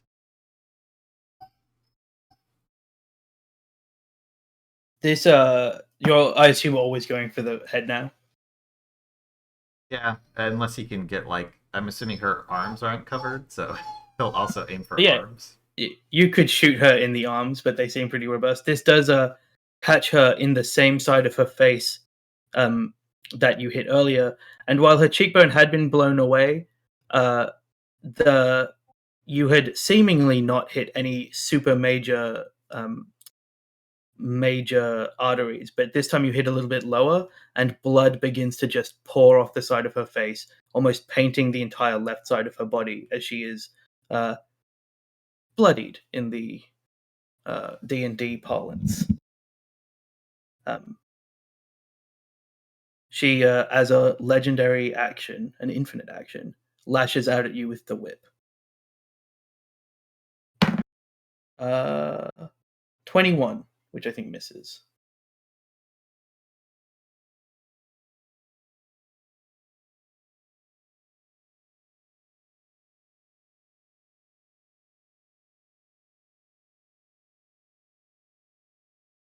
And we flash back to a moment long ago aboard your ship. Nyx is in a workshop putting like the final little bit of padding into your armor, and it's that exact spot that it just protected you. And Nyx is like sewing it up and finishing it. And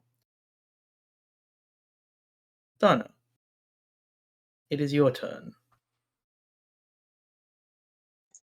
And my sword is no longer in my hand, right? That's on the Yeah, ground you have to go again. get it. Yeah, okay. It's about 12 feet away.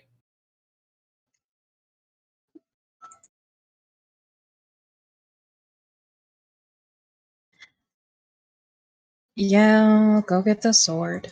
Make a perception check first, because I think there's an interesting thing that you could potentially see.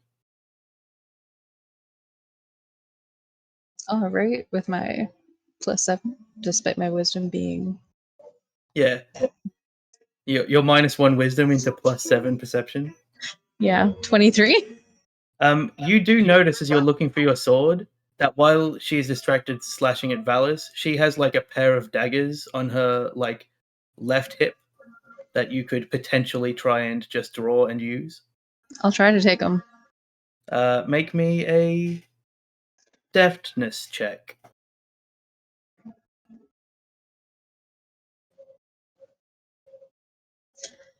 Okay.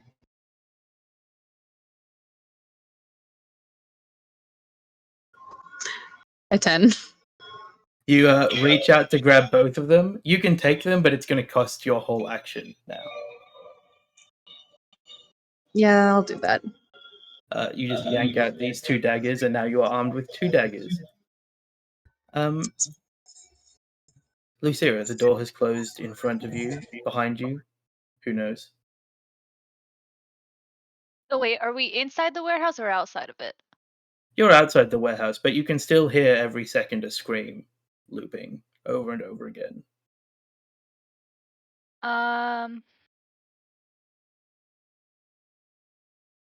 Yeah, having just been shot at and then gone into the black void and had your Burak speak in her head and then not get shot with the bullet. Lucira is just kind of hyperventilating in the corner.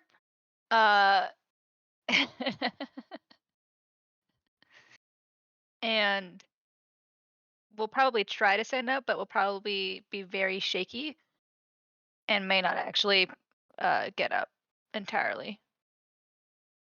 Sure, you are somewhere between standing up and not standing up. As you do that, the four of you outside notice that 3FL is not outside. In the rush in your slowed time bubble, you lost track of where 3FL was. And as we go to break, we see 3FL on the walkway, walking at normal pace towards the room in which Wirrawak resides. No longer in a bubble, but as Wirrawak truly is and looks. But we'll see that next week. But we're going to go to break. We'll take 15 minutes. Unless people want less time, but 15 minutes feels good. 15 would be great. No. All right, we were going to cut to break. We'll be back in 15.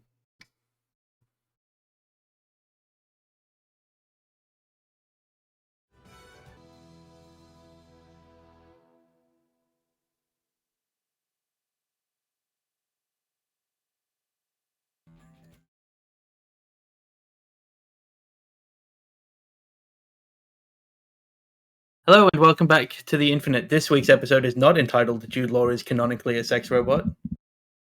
But it could be. Perhaps it should be. Perhaps it should be. Doesn't make any sense with anything except for what we were talking about during the break. I mean, is Jude Law Whippina? Whippamina? How dare you? Whippamina is played by Andy Serkis, as all people are in The Infinite. They're all motion captured by Andy Serkis. We're sorry, Jude Law, and especially Jude Law's lawyers. It's gotta be Drew Barrymore circa Charlie's Angels 2. Not the first one, the second one. I want Angels. Okay. Yeah, I don't dislike it. One day, I will keep that for the end, but I will make a note of it because I like it. All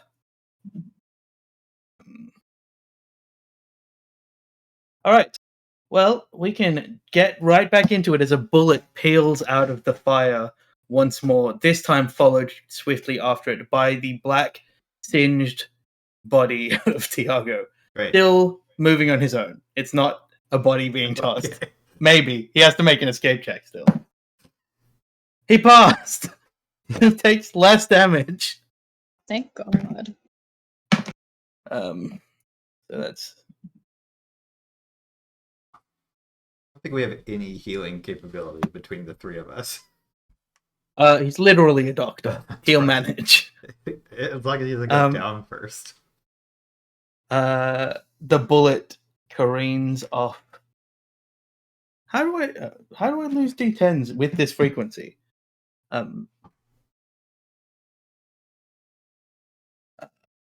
For an amount that I can math. Yeah, the bullet collects her just above where the metal of the breastplate ends, kind of piercing lower down where perhaps her vocal cords are. Although who knows how different alien species works. And he bounds through the fire. Still alive. End sentence. He doesn't do anything. He's like, "Oh, you haven't dealt with this yet?" He looks specifically at Dana. I only have one sword, and she doesn't even have that in her hands right now. She's clearly holding daggers. He looks like somebody that doesn't think that's an excuse. But again, he does have 2 guns and a bunch of syringes. So, back in the ever slowing time bubble, maybe. Kid, you see in the distance the thick, almost viscous layer of the bubble begins retreating towards you. As if it is now condensing back upon itself towards the ship. Do I know enough about stuff if that's a good thing or not? I would say you don't, but I would also say you can make a spirituals roll. Because you are typically, for no reason, good at spirituals. I got a +3. I don't know. I roll bad at psionics, so I'm losing my edge. Now that Nyx is revealed to be a psionic, Kid doesn't feel the need to even pick up that slack anymore. 15. You would say that it is categorically better to not be in the bubble of a space god than it is to be in the bubble of a space god based on what you saw in the warehouse. Gotcha. So, not being in it by virtue of it moving past you or retracting past you could only be a good thing. What happens when that viscous outer layer hits you is another matter entirely. But it's not really like a logical way to dodge it. Yes. Okay. Or you could go kill Space God. That is a way to try and deal with it, but Kid probably realizes that might not happen quickly enough. Yeah. So Lucira and Nyx are like shell-shocked on the ground. Lucira is about 40% stood up. And where's Alejandro? Kind of leaning against the warehouse, like twirling his spear very slowly. And not like over his fingers, but like this, because he doesn't have the hand dexterity to like twirl anything. With probably false confidence in their last nonverbal exchange, Kidron will gesture to like back towards the retreating bubble. Like, oh hey, we're going that way.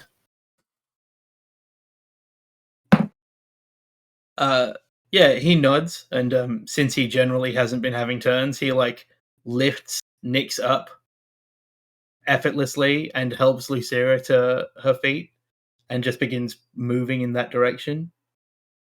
Nyx, how much do you think you weigh? Oh. Nyx is scrawny, 5 foot even. She's also aquatic, so I'm thinking she's not as bony as regular people. Let's go with 112, which I did not pick for any reason in particular. Great. That's a just gibberish number to me based on Imperial numbers. Yeah, it's a unit. He It's like scoops my you up size, but effortlessly. Okay. He scoops you up effortlessly and almost as effortlessly helps Lucira up, and just begins moving towards the retreating bubble. Is what he took out of what Kid was saying. Kidron stays with the other door and is just like, I thought we were killing the space god. But no, begins to move towards the bubble. Is there any like check to see like Lucira's weird eye funkiness? Yeah, you look at Lucira and you can see it because your perception is very, very good. As Kidron passes by Lucira, who I assume is moving slower than Kidron's movement speed because she's being dragged by Alejandro. Mm-hmm. As Kidron passes Lucira, Kidron spares enough of a time to look at Lucira and just say, your eye's fucky. Also, since it was originally, it had bled to be a pure black pupil, it is now an entirely pure black, every part of the eye. Can I see? Kidron adds real fucky Yeah. to the end of Yeah, that. you can see. You can see fine. What do you mean? You can see as well as Lucira can see normally. Yeah. She has You no look- idea that this has happened. You look like you face planted a puddle of ink, but just with your eye. Alejandro says, there was the puddle of that black ooze on the ground. Did you accidentally put your face in that? Definitely did not. We were talking to me though in my head. That's how he talks to everyone. But I was also in a void space with him. Alejandro looks like he's about to make a point that maybe we're always all in a void space of our own division. but decides against it given the seriousness of your eye situation. I can see it's fine. Let's go. Great. You don't need to be in initiative anymore because you are going to walk to that thing and then something may or may not happen.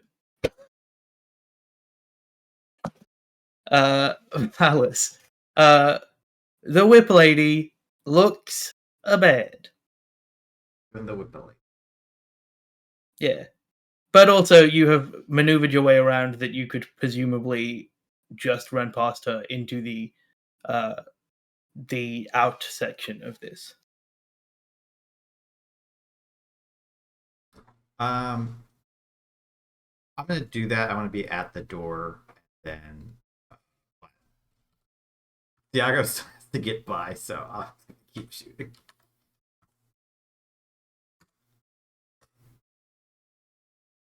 Yeah, I guess if he dies, you don't get paid.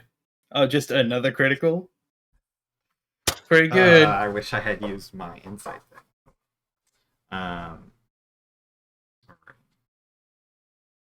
Valis is like damage. Valis is siphoning. All right, all this of is our just dice. straight in the back of the head. 24. I have to do math. Hang on. Okay. What is this total? For every 0, we give Valis a crit.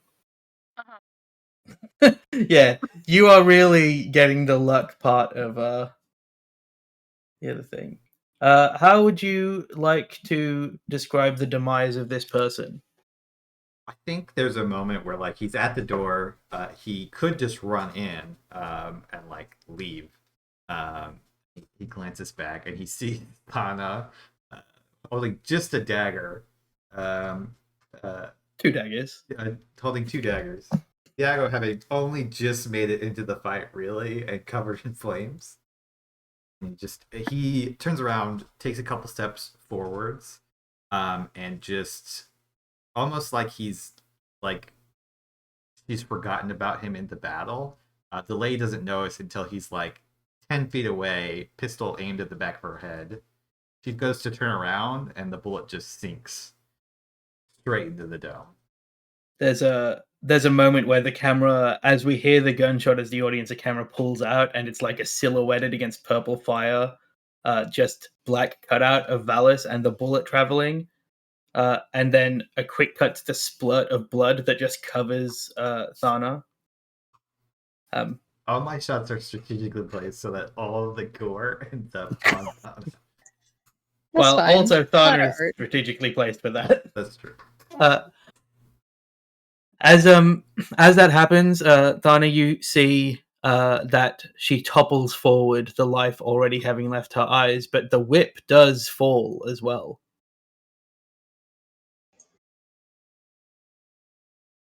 Cool whip.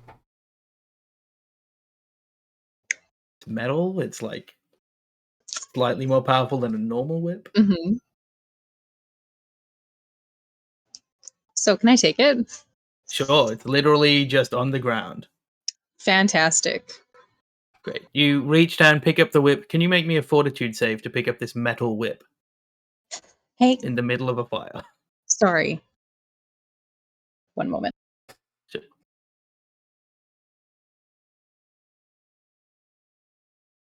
Cat. Sure. Yeah, make me a fortitude save to pick up the metal-handled whip. In fire. I understand, but also I'm just trying to find it. It's in the saves section as well. Engagement is 4.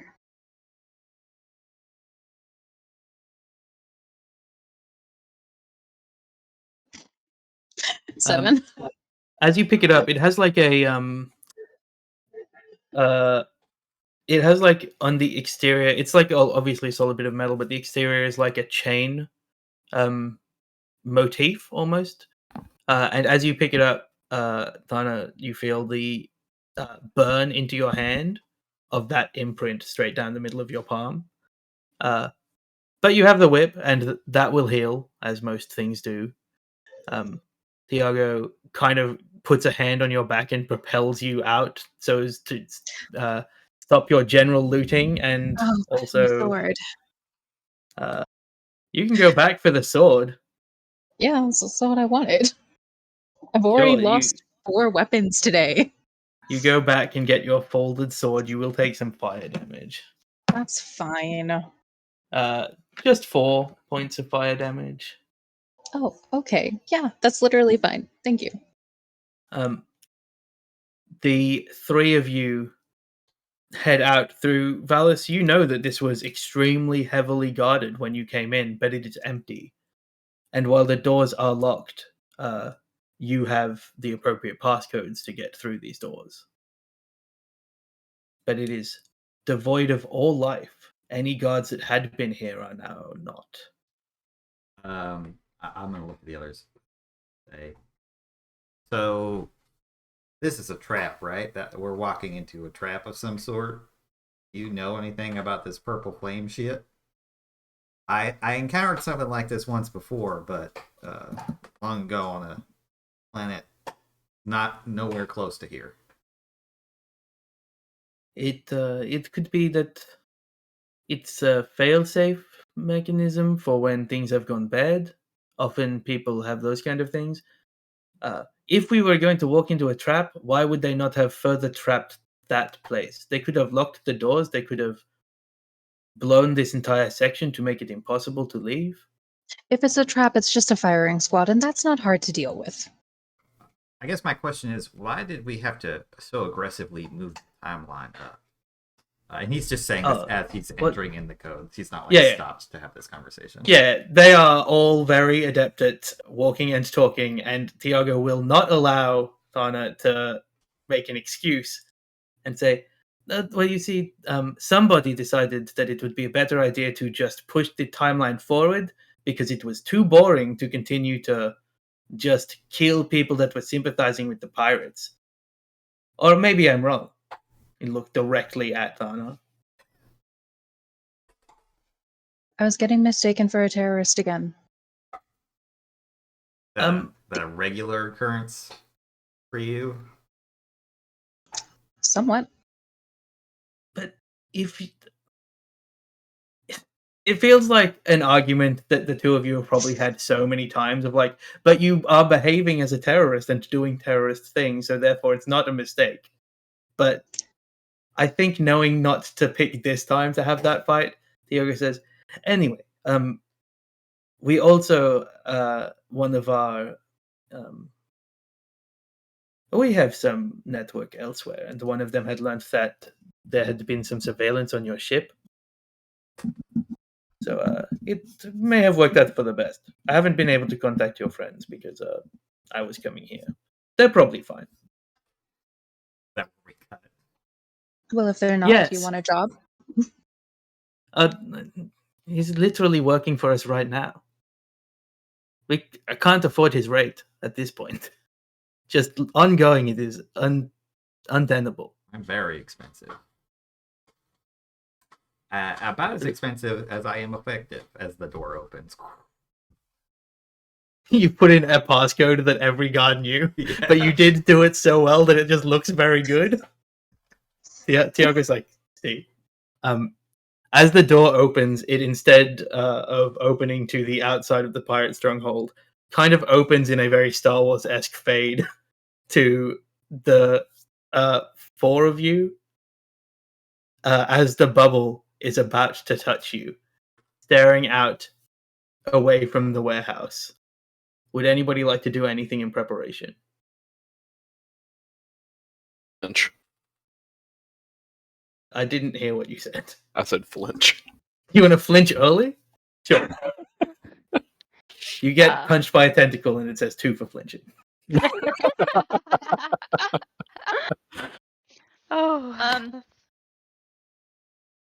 Can I make an understanding check or something to try to figure out maybe try to see if I can figure out what might happen when this bubble edge reaches us? Are you trying to find out what will happen in a general sense or what will happen specifically about something in particular? General sense. Sure, you can make an understanding check with wisdom.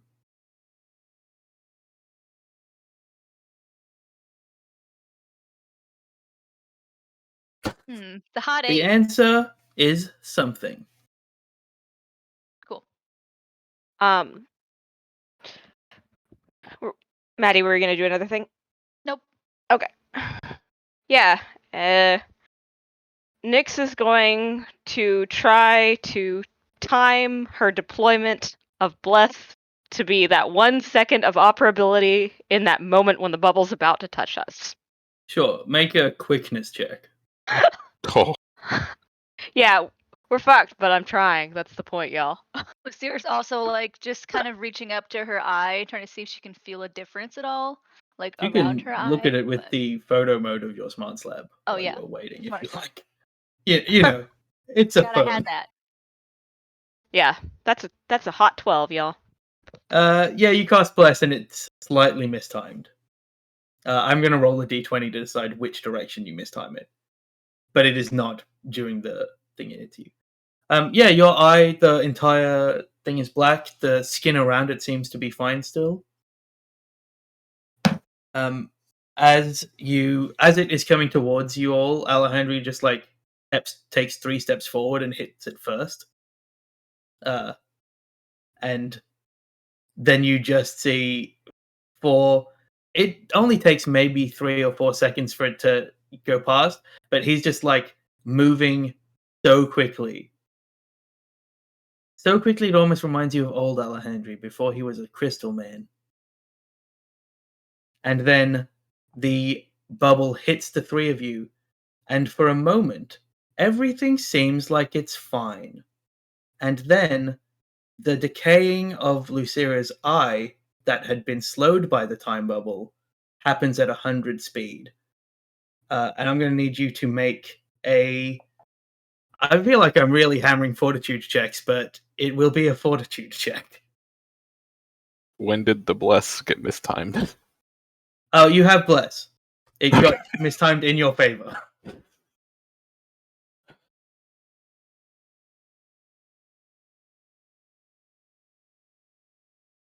11. Well, an 11 is better than a 9. And it is excruciatingly painful. Because the speed at which whatever is happening to your eye was happening in the bubble is accelerated to the point that you like can feel nothing. You are a person that is very comfortable with tattoos, very comfortable with like that sensation of tattooing, and it feels like the entirety of your eyeball, including you. People can deafen for this because it might be unpleasant.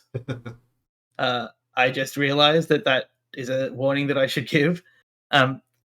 The feeling of it is as if every single nerve on your eye is being tattooed in 1 second, but for an hour. And by the time it's finished, that eye is still very, very black, but it has not crossed, but like lines of pure light that are crisscrossing and intermingling through it, almost like the lines on one's hand or the veins that are on the surface of one's body. And as this accelerated damage is done, you feel the light and the ability to see out of your left eye fade. The other 2 are fine. Nyx, you feel slightly queasy.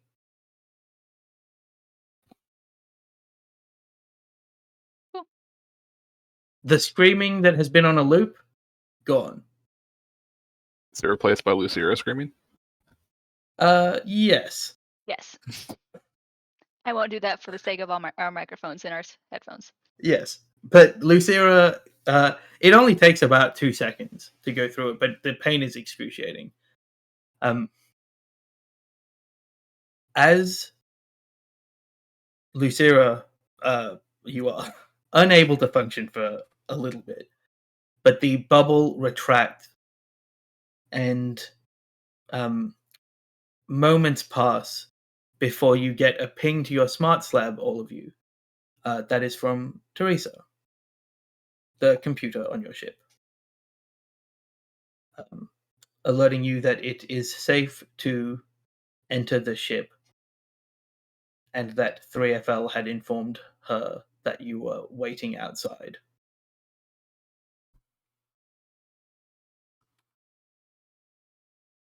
Nyx just nods slowly. Like she's looking at the smart slab, and she's just nodding, and she forgets to stop nodding.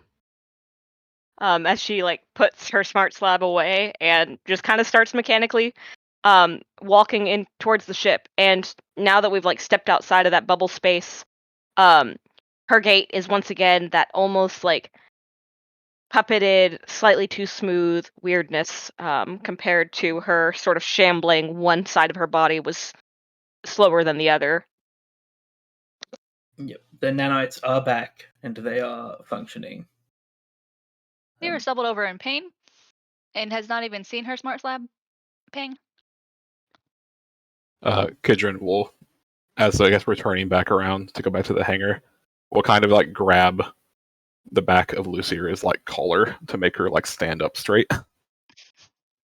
And kind of like we'll take a second to examine what happened in those 2 seconds. The eye, as I said, is still largely pure black, but it has like a yellowish light, as if radiating from a star behind it. Also, the socket around it is now bruised and discolored, presumably from the immediate thing that has happened. It is not immediately apparent that it is not an operable eye, but you could make that assumption. All right. After looking at whatever that is, Kid will kind of like, I'm not gonna lie and say gently, but we'll kind of like make Lucira like force walk towards the hangar. No, she'll go with she'll go with it. Thought that was going to be the slap. At that moment, yeah. Nyx goes on ahead to collect 3FL. As quickly as the pain came, it is receding. You are still very aware of what the pain was like, and that will stay with you, but the immediacy of the pain is going quite quickly. We see Nyx try to open the door, and as your like arm pulls the door, the nanites engage, and like you feel that strength that is still very, very weak, but like is usable strength as you pull the door open a little bit. And as you cross the threshold, we see the other 3, Valis, Thiago, and Thana, cross the threshold out of the rumbling, slightly sinking stronghold. As you hit the outside, there is what looks to be a little bit of a fight has taken place here. There's some blood on the sand. There's a couple of dead pirates. But it looks, and Thiago tells you that it is likely that some of the people that he had gotten into contact to help had arrived to do that. And as he says that, a van pulls up, comes down from over a dune, in which a man is driving. He's got a very like scruffy facial hair. He looks a little bit like person I was going to say did not make any sense because that's not what he looks like. He's very plain looking. He's got sandy blonde hair. He's got like a goatee and a soul patch, and like other mismatched stubble. And he's wearing the infinite version of a Hawaiian shirt, which is just a very like colorful 80s patterned shape shirt. And he like has one arm out the window and doesn't say anything and just expects you to get in as Thiago starts leading you to the van. As that happens, from the door behind, that is a good description, Shirt of as the door from behind opens, we see one of the assistant assassins to Thiago come out, the other not with them, and they shake their head to Thiago. But more importantly, as the building rumbles, a dust cloud from the back of the stronghold explodes upwards, and you hear the very specific sound of starship engines beginning. You are very, very, very close to a starship to be taking off, and you just feel this buffet of energy and wind as it hits you. You kind of brace yourself against the van as from the back of the stronghold, where certainly Valis didn't know, and I think also Tana didn't know. There seems to be some kind of hidden hangar area, and you see this steel starship with red underside and teeth across the front burst out of this hidden hangar and take to the sky. It is out of the atmosphere in moments as you are still reeling from the sound and the dust and the stimulation of everything just bursting into your face. But the pirate stronghold, for now, continues to crumble and burn, and the smell of sulfur and chemicals and the purple fire lingers, in particular on Thiago's clothes, but also on Thana. You have some. Valis, you'll find.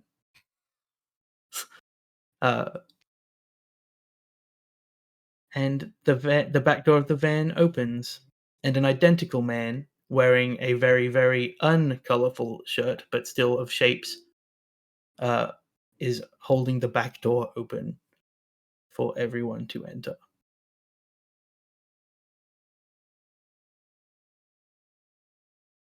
And you do, since I will take your silence as agreeance of getting into the weird van with the twin shape shirts that showed up. Back at the warehouse, we see a metal foot walk along a walkway. It sidesteps a puddle of ooze that has begun to dry. It steps over a second puddle that has likewise begun to dry. And as the four of you come up in the elevator onto the ship, you are greeted with 3FL. Kidron kind of drags Lucira in front. Her eye broke. 3FL, I don't think I can do an impression of 3FL. But 3FL rapidly takes Lucira into the xenophysiology lab. We'll have a look at it. They rolled very well, so they do a quick diagnostics. They tell you largely at the end of it, this takes about 20 minutes, that the eye is not necessarily damaged as it is encased in something. Okay. But that is no longer a thing that medically they know how to deal with. It's like if your eye was an egg and the shell was what was now on top of it. I muted you for eye stuff, and then you're telling me that her eye became an egg. Oh, is egg stuff fine? I didn't realize egg stuff was okay, Chris. I'm sorry. That's what I was gonna say. I was like, you gave us a deafen warning earlier, and then I didn't expect encased in something to be the thing that needed the warning, and then you made it better.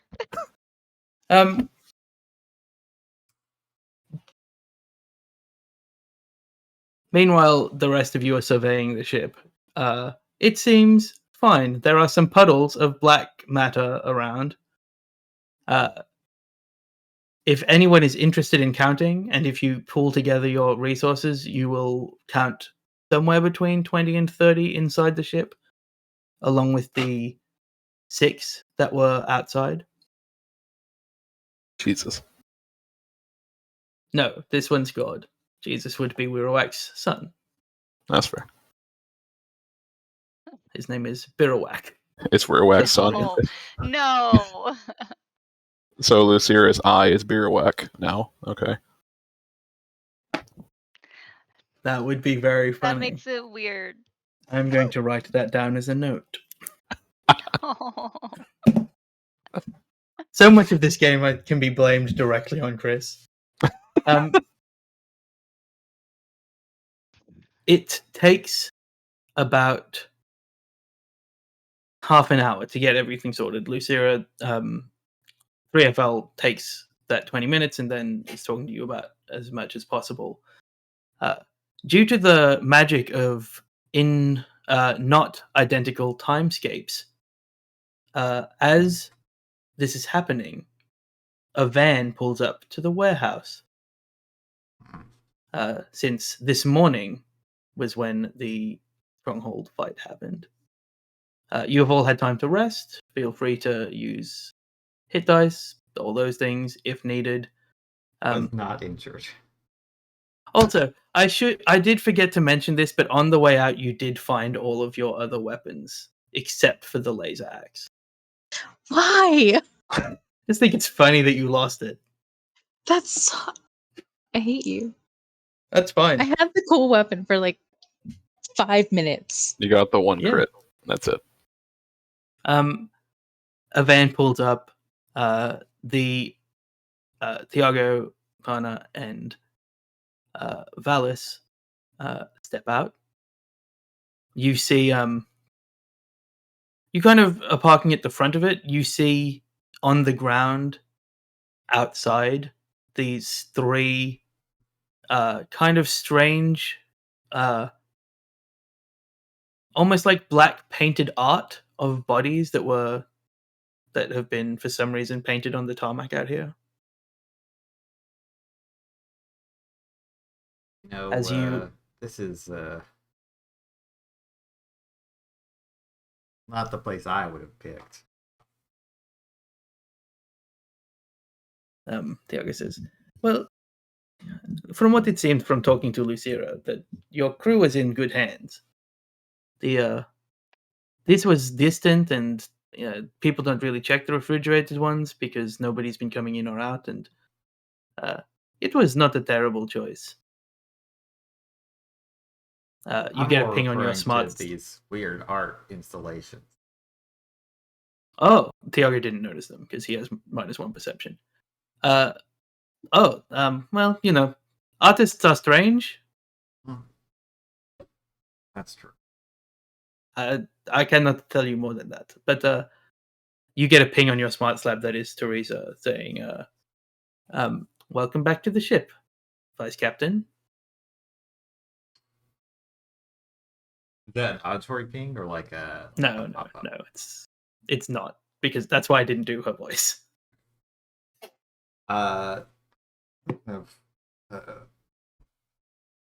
Flick that away, and seeing as Teresa then say, "Hey, something's up," I'm just gonna go walk into the warehouse. Sure, you see more of these black-ish puddles. They are all dried now, so they do all look like people have spilled paint in certain places. The ones outside were very body-shaped. These are like black puddles of paint that have been spilled. But the ship is fine. Seems all good. Nobody has come out to meet you, but it could be that Teresa thought it was an invasion of privacy to tell them that you were arriving. That would not be out of the Well, ordinary. Nothing it's that weird for them to not come and greet me after having been out for 3 days. I will ping Teresa. Please open the bay doors. The fancy walk straight up to the bridge doors open, which very rarely open. They walk up, and before you walk up, Joe goes, I feel like theoretically I should try and negotiate since you did 3 days of work instead of 3 months worth of work. But he just presses into your hand like a cred stick and says, this is the appropriate amount. Consider it a thank you for also saving my wayward partner. I would have gotten out myself. How much money is on there? 60,000 credits. I think that was what we agreed on. Oh, and that was me asking out of game, but sure. Sure. That was me answering out of game, but invoice. Phallus just like, oh yes, your wife, the money. Oh, Yeah. Um, Your wife is very lovely. Thiago is like just very pleasantly smiling at. I don't know. It's like, we can come see how everyone is doing if you like. We have to check some things, maybe make some kind of big declaration of the Pirate King being dead. I feel like that might work. Yeah, I But suppose. do we know he's dead? Yeah, I'm not sure that's 100% confirmed. No, he's definitely alive. We saw his ship fly off, and none of us Yeah, killed him. We exactly. killed some random person with a whip. Also, who uses a whip? It's not an elegant weapon. So, we're Well, having I'm this about to conversation. start using a whip. I think again as we're walking up. Yeah, I'm gonna say, all of these conversations are happening full walk. but like we're a third party here, right? Because there's no way that like all that shit went down and his ship flew off, and like there had to have been another player there. Thiago shrugs the shrug of a man who's getting paid no matter what. So, but we look into it. It is unlikely, however irritating the many murders that were committed to bring down the pirates were happening, that it would be reason enough for them to just leave. Maybe. But who knows? It's also weird that they were looking very specifically for your ship. You didn't tell Thiago about Wirrawak, right? No, That's I my didn't. memory. Yep. I'll say It's- I know some of the crew has some heat on them, so it's possible that's unrelated. Well, to be fair, pirates do a lot of weird things. I'll be upfront. I owe a lot of money to people, though I am in good standing. Pirates do a lot of weird things. Also, I don't think this is a loan shark trying to repay something. Maybe kind of shrugs. Honestly, I'm not paid to care about what's going on with your ship. Unless you'd like to pay me, my rate is 60,000 credits. Good, thanks. How about a gift rank, though, as I think at this point we've hit the inside of the bridge. Yeah, you walk to the bridge where I think probably nobody is. we haven't gotten like an alert that anyone's like, have we? Like, oh, people just are in the ship now again. If you were on the bridge, you would have heard something, but no, because Teresa's like, this is Valis, and therefore everything is fine, and I do not need to inform the rest of you, because you, on the chain of command, are not above the vice captain. Not even the XO knows gets to know. I mean, maybe you got a ping. Maybe you I are wasn't paying not attention though. paying attention. I'll It noticing was these on, companies- your slab was laying on your left side. Just going through it a little. Noticing there's nobody on the bridge, I'll call out to Teresa. Teresa, is the crew aboard? Yes, Captain Valis. They arrived some half an hour ago. There was a little skirmish, but the captain dealt with it. Right. Do try not to step in the black puddles. Why? You do not get a response from the ship computer because you're not a crew member. Let me Just getting see if I She's can. gonna look by at a him. ship computer. Let me see if I can find Lucira. For privacy reasons, I could not tell you that Lucira was currently being looked at by the doctor. Great, thanks. I'll go down to the medical bay. I was about to ping Lucira. It's up. Oh, The God. metal bay is I'll above the go bridge. up to the medical bay. Yeah, you head up. You walk in. 3FL is fussing over Lucira. Do we just hear the elevator start working? Yeah, after you we, do hear like- the elevator start working I was like, if there's been no alert, kid straight up just pulls a shotgun out and aims it at the elevator. Are you in the Sensible. med bay with me? As I haven't said that kid left anywhere. Okay. Okay. Yeah, the elevator opens. You can take a shot if you like. Just blast it. For fun. Dude is I'm unlocked. pretty confident that all three of the people in this elevator Yeah, can take a I shotgun can blast take to a the shotgun chest. blast. I think Kidron has enough trigger discipline to not immediately react Yeah. with a shotgun shot. Yeah, if you had given your shotgun to Nyx, there would have that's not the same thing. So yeah, the elevator would have opens been and you Nyx. see Valis leading Thiago and a woman dressed entirely in white.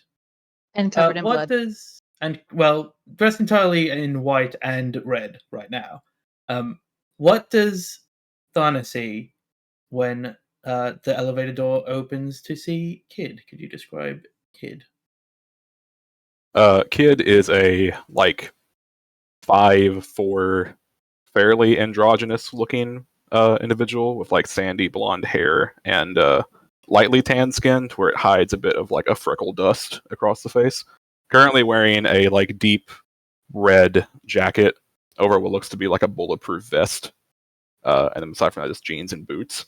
But currently has a shotgun leveled at the elevator, and isn't a lot's happened in the few days, so there's not enough of a barrier of seeing Valis and people that they recognize of instantaneous relief. And the slight and the lowering of the shotgun. I was about to say slight, but no, they won't just aim a shotgun at Valis for no reason. Whoa, hold up there. How's it going, kid? It's been 3 days. It has been 3 days. I'm gonna glance around the room. You see Nyx covered in scars. The scar tissue of the coral cuts is knitted say- very nicely because of the stems. Nyx likes Lucira, but probably wouldn't stay in the medical bay even for Lucira. Oh, yes, that's true. You don't Nyx see went Nyx. to yeah. Nyx is off in engineering. You instead see Alejandri, fully made of crystal. Right. The left side of his body looks like shattered glass. He is wearing the remnants of a trench coat that he was wearing at the time, but pants and a shirt underneath. Although who knows what is necessary for a Rethan at this stage of evolution. 3FL probably looks like 3FL. And Lucira, you look up, I assume, at the elevator coming in. Can you describe Lucira now with new appendage? Oh, I regretted that one terrible. immediately. Terrible. Yeah, you No, see it's great. Lucira in her usual dark blue jumpsuit and her kind of darker gray, charcoal gray, blackish armor across her chest, and her pistol still strapped into her thigh holster. Her hair is very disheveled now, so her black hair is now just kind of all over the place, and you don't see blood on her, but you do see the entire her whole left eye is black, and it looks like she got a black eye, except the fact that her eye is literally also black. And you can definitely tell she's turned her head more than she normally would have to in order to see you.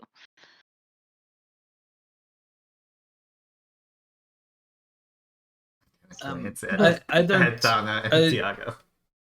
I am just a doctor, but that doesn't look good. See, my timing was perfect. Um, Maybe I should have gone in a day earlier. I don't know. But this is just 3 days. What if we'd actually left 3 months? who knows? Hi guys. I'm back. By the way, we were unsuccessful, but through no fault of my own, so I have been paid.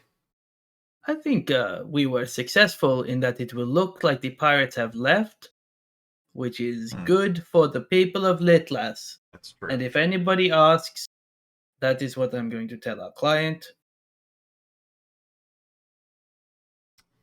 Successful. Everybody get used to the word successful. Do you want We'll me to deal look with at it your later. eye? I'm just gonna hold a hand out. You try just Jeff Winger like authority Yeah, situation. just like, Make a leadership check. 1 second. Yeah. I was just gonna say she bats his hand away. But the leadership check could be very good, and he is the captain of this ship. It's not my ship. Yeah, well, I would not mess with the real captain of this ship, actually. just might be a bad choice. I'm still gonna add a d6 to that because I can. I'm gonna use. Just because. Have I long rested? My martial points refreshed. No. Okay, that's fine. I still have enough. I'm gonna use logical leap to add a d6 to this roll.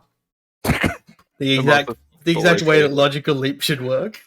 27. Yeah, it stops everybody for long enough that you have the floor. That's but all I need. Yeah, people are like, why is Valis doing that? Mike, it's very authoritative. What happened here?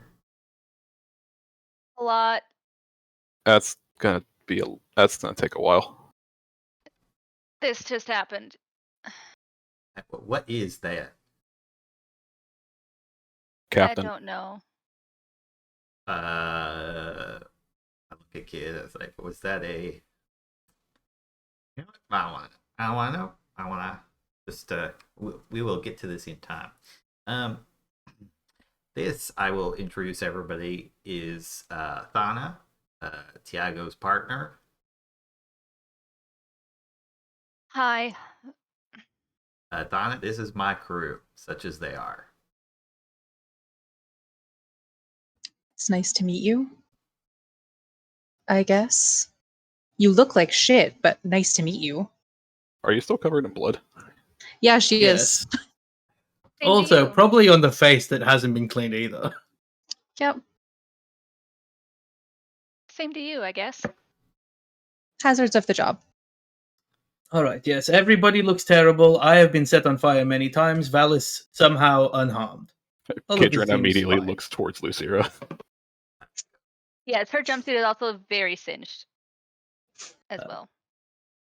Where's Nyx? I think she went Probably to engineering.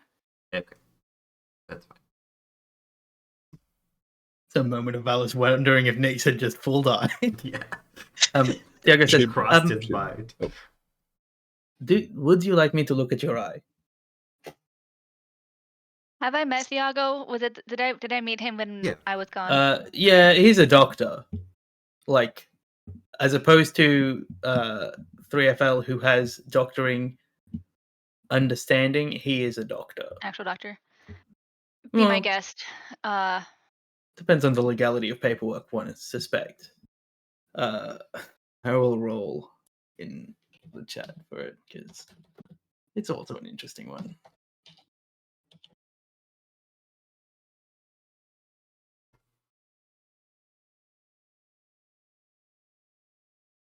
He walks over, he shines a light in it like a traditional doctor might. He says, can you read this thing on the wall? And there's a sign that has been maybe put up by 3FL, but maybe pre-existed. Can you read that? And as soon as your right eye goes to, he says, you don't need to cover it if you can't see. But as soon as your right eye is distracted that way, he taps the other eye. You don't feel it. Oh, I don't. Yeah. He taps your black eye, and you do not feel that he does it. You probably see that his finger is doing it, and you flinch away from that, but you don't feel anything on it. He says, so very interesting. It would need more diagnosis, which I'm sure that your doctor can do, but it might not be a medical issue anymore.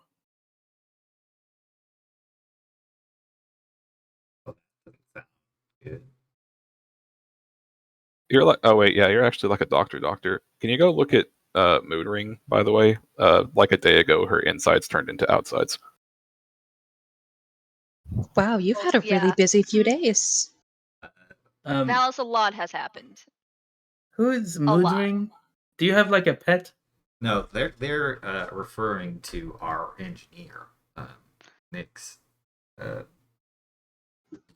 insides think- became outsides? I hit the intercom. Nix, I'm back. First of all, second of all, you're needed in the med bay. Priority, please. Thank you. All that 27 leadership just bled away Yeah. in the intercom. Valis is the most leader when not speaking. I think you don't get a reply. I think Nyx like reached to make a reply to be like, "Oh, hi Captain, you're alive." But we cut to like the camera in the engineering room and she's like in this like sort of huddle between two banks of equipment. Her hands going out for that, and then as soon as you say med bay, she just and right back into her huddle. Disappears behind like as far as she can get. Thiago is checking other like ambient burns on Lucira. Like, these healed. When did you get this burn? It healed a lot, very well. That would have been 2 days ago, right, for us, because we had the Yes. overnight camping. Yeah, you stayed at the campsite Yeah, again. the campsite again. 2 days ago, but specialized equipment was available. Okay. He like looks up to see if another patient has arrived. If you think Okay. this is bad, Valis, you're what happened to Nyx was I don't think I still understand. All right. We're probably gonna go need to get them. I think Yeah. the natural place for you all to retire to is the dining hall. Because that has been typically the place that Yes. you have these conversations. We see a cut to the crew eating not a full Valis cooked meal because there's other things to discuss, but a quickly thrown together for real life reasons. It's a charcuterie board that Valis has put together with Lucira's help. The camera kind of pans. We will see this conversation next week. But, well, I want 3FL to be here for it. But the camera pulls away for a moment and then speeds forward, and we see it hit the point at which Lucira's new eye filled all of it, and the galaxy spans out behind it as a transition. The camera is in the outer edge of the orbit of Litlass, the yellow planet below, as we see the bridge of the Pirate King's ship. He sits, his head in his hand, idly looking down at the planet that he has recently left, and says, "Well, that didn't go as I had intended, but we know where the god is, and if it moves, we'll be able to find it. So we don't really need to be dealing with this planet anymore." And he's like, there's again a frustration to his voice, and this time when we see who he's talking to, it pans to the screen. It's the white-haired man with the black outfit and red, and the white-haired man says, "Well, I did try to destroy that entire planet. I didn't know you were currently on it. But if that's where the godling is, then we are one step ahead for the first time since the heart And the Pirate King says, but I'm going to be the one that brings that god to heel. And the man on the other side says, yes, that may be true, but do not forget that I still hold your red string. And for a moment, the screen flashes to black and white, and there is a red string that goes between the two through the display screen, and it goes from one chest to the other. We find the camera pulling back out as color comes back up, and the Pirate King almost casually, despite the inherent threat of the red string, ends the call. Tia directs his attention to another person in the room and says, well, I think we'd best be moving on. We can wait for them to move somewhere else, take them in the middle of space. And we see the ship pivot and jump away. On the surface of Litlass, people have heard of the pirate stronghold's destruction. While the crew is talking, there are radio broadcasts about how the pirate uprising has been destroyed. The very hyper-conservative one that was on the side of the businessman who had been murdered is like claiming that his martyrdom is what saved Litlass from the pirates. There's talk about how his youngest child is going to run for the highest elected office of president of Litlass. Every other channel is like, yeah, there was a concerted ground effort of the resistance against the Pirate King. It is because of all of the people. And this one conservative channel is like, no, this one man did it. But we see a return to normalcy. We see a house with a pool as the sun rises on Litlass for the first time in 35 hours. The pool is still pristine. The house is perfect.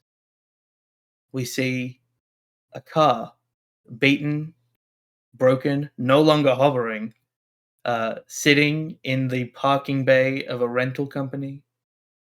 On the counter of that rental company, the door is closed, but the camera comes through, and on the counter is a letter of resignation from a put-upon employee.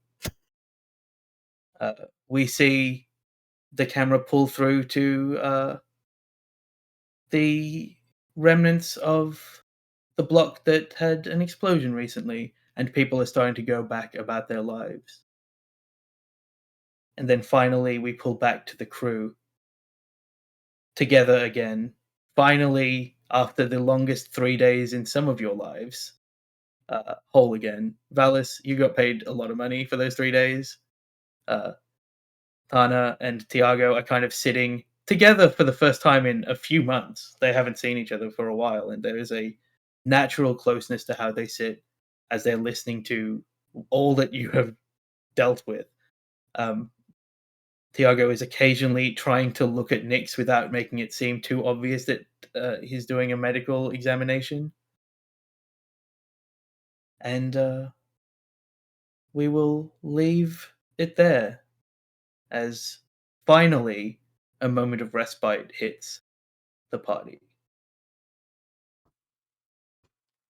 Thank you all for playing. Thank you for anyone that is watching. I hope that you enjoyed.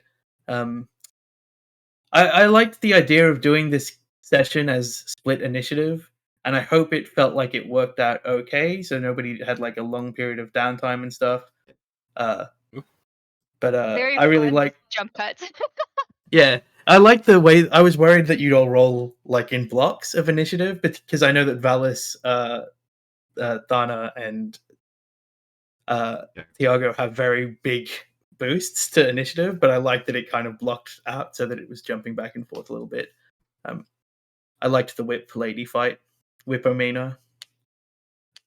I hate her name, but I had a lot of fun. Thanks for having me. Christopher, the GIF. I don't know why it's a user full name. Probably because I'm looking at it. Chris, I love the GIF when I did the description. The Matrix GIF was perfect. Yeah. Exactly what I was going for. But So I ended a little bit early because it was a good stopping point, but also because I want to talk about the fact that in a few weeks, depending on how this game goes, maybe 2, maybe 3, we are going to do a celebration for the Imris Saga 1-year anniversary, which is only 2 months late because of the unavailability of Andrew. Yeah. So we're going to be doing some cool stuff. In that, we will probably do some board games. I think if any of the players of either game or people that watch have questions about stuff, maybe Andrew and I will do an hour of this longer stream where we answer some questions if we have any. But also, I think it would be really fun if when we had a bunch of people together, we played some kind of quiz game. And I like the idea that we are going to cast the game's characters. So we're going to... Adam Driver is obviously Valis. That's locked in. But we're going to cast all of the other characters and see who would play them in the Imris Infinite cinematic universe that are not tied together beyond by being on the same channel. Yeah. So we might do some stuff with that. I'm going to post about it in the Discord. If you do watch, thank you again. Follow us on Twitch. Follow us on YouTube. Join the Discord. We just had... we were talking about the new D&D stuff, which was interesting recently. So a lot of people talk about things there. But that is all from me. If anybody else has anything to plug, I know, Maddie, you have a thing next week coming out, right? That you worked on? Is that a thing? Headless? Yes. I got to be a production assistant back in February on a really cool web series called Headless, a Sleepy Hollow story, following the tale of Ichabod Crane and his new roommate, the Headless Horseman, on a quest to find his head. It's hilarious and also dramatic, and it starts airing on not this Monday, but the following Monday on the 29th. Episodes dropping weekly, along with some other stuff dropping along the same time as part of the Kickstarter rewards. So that's on YouTube. Shipwreck Comedy. Check it out. My name's in the credits. I'm That so sounds excited. good. Yeah. And we're obviously back with the mainstream on Tuesdays, which is exciting. But that's all for me. I don't have anything else to say. We said make sure to hit that like button, like and subscribe. Yeah, like and subscribe. Smash that Click the bell. subscribe. Hit the bell. All right, Um, let's do the hand wave, guys. Bye. The longest hand wave in all hand wave history.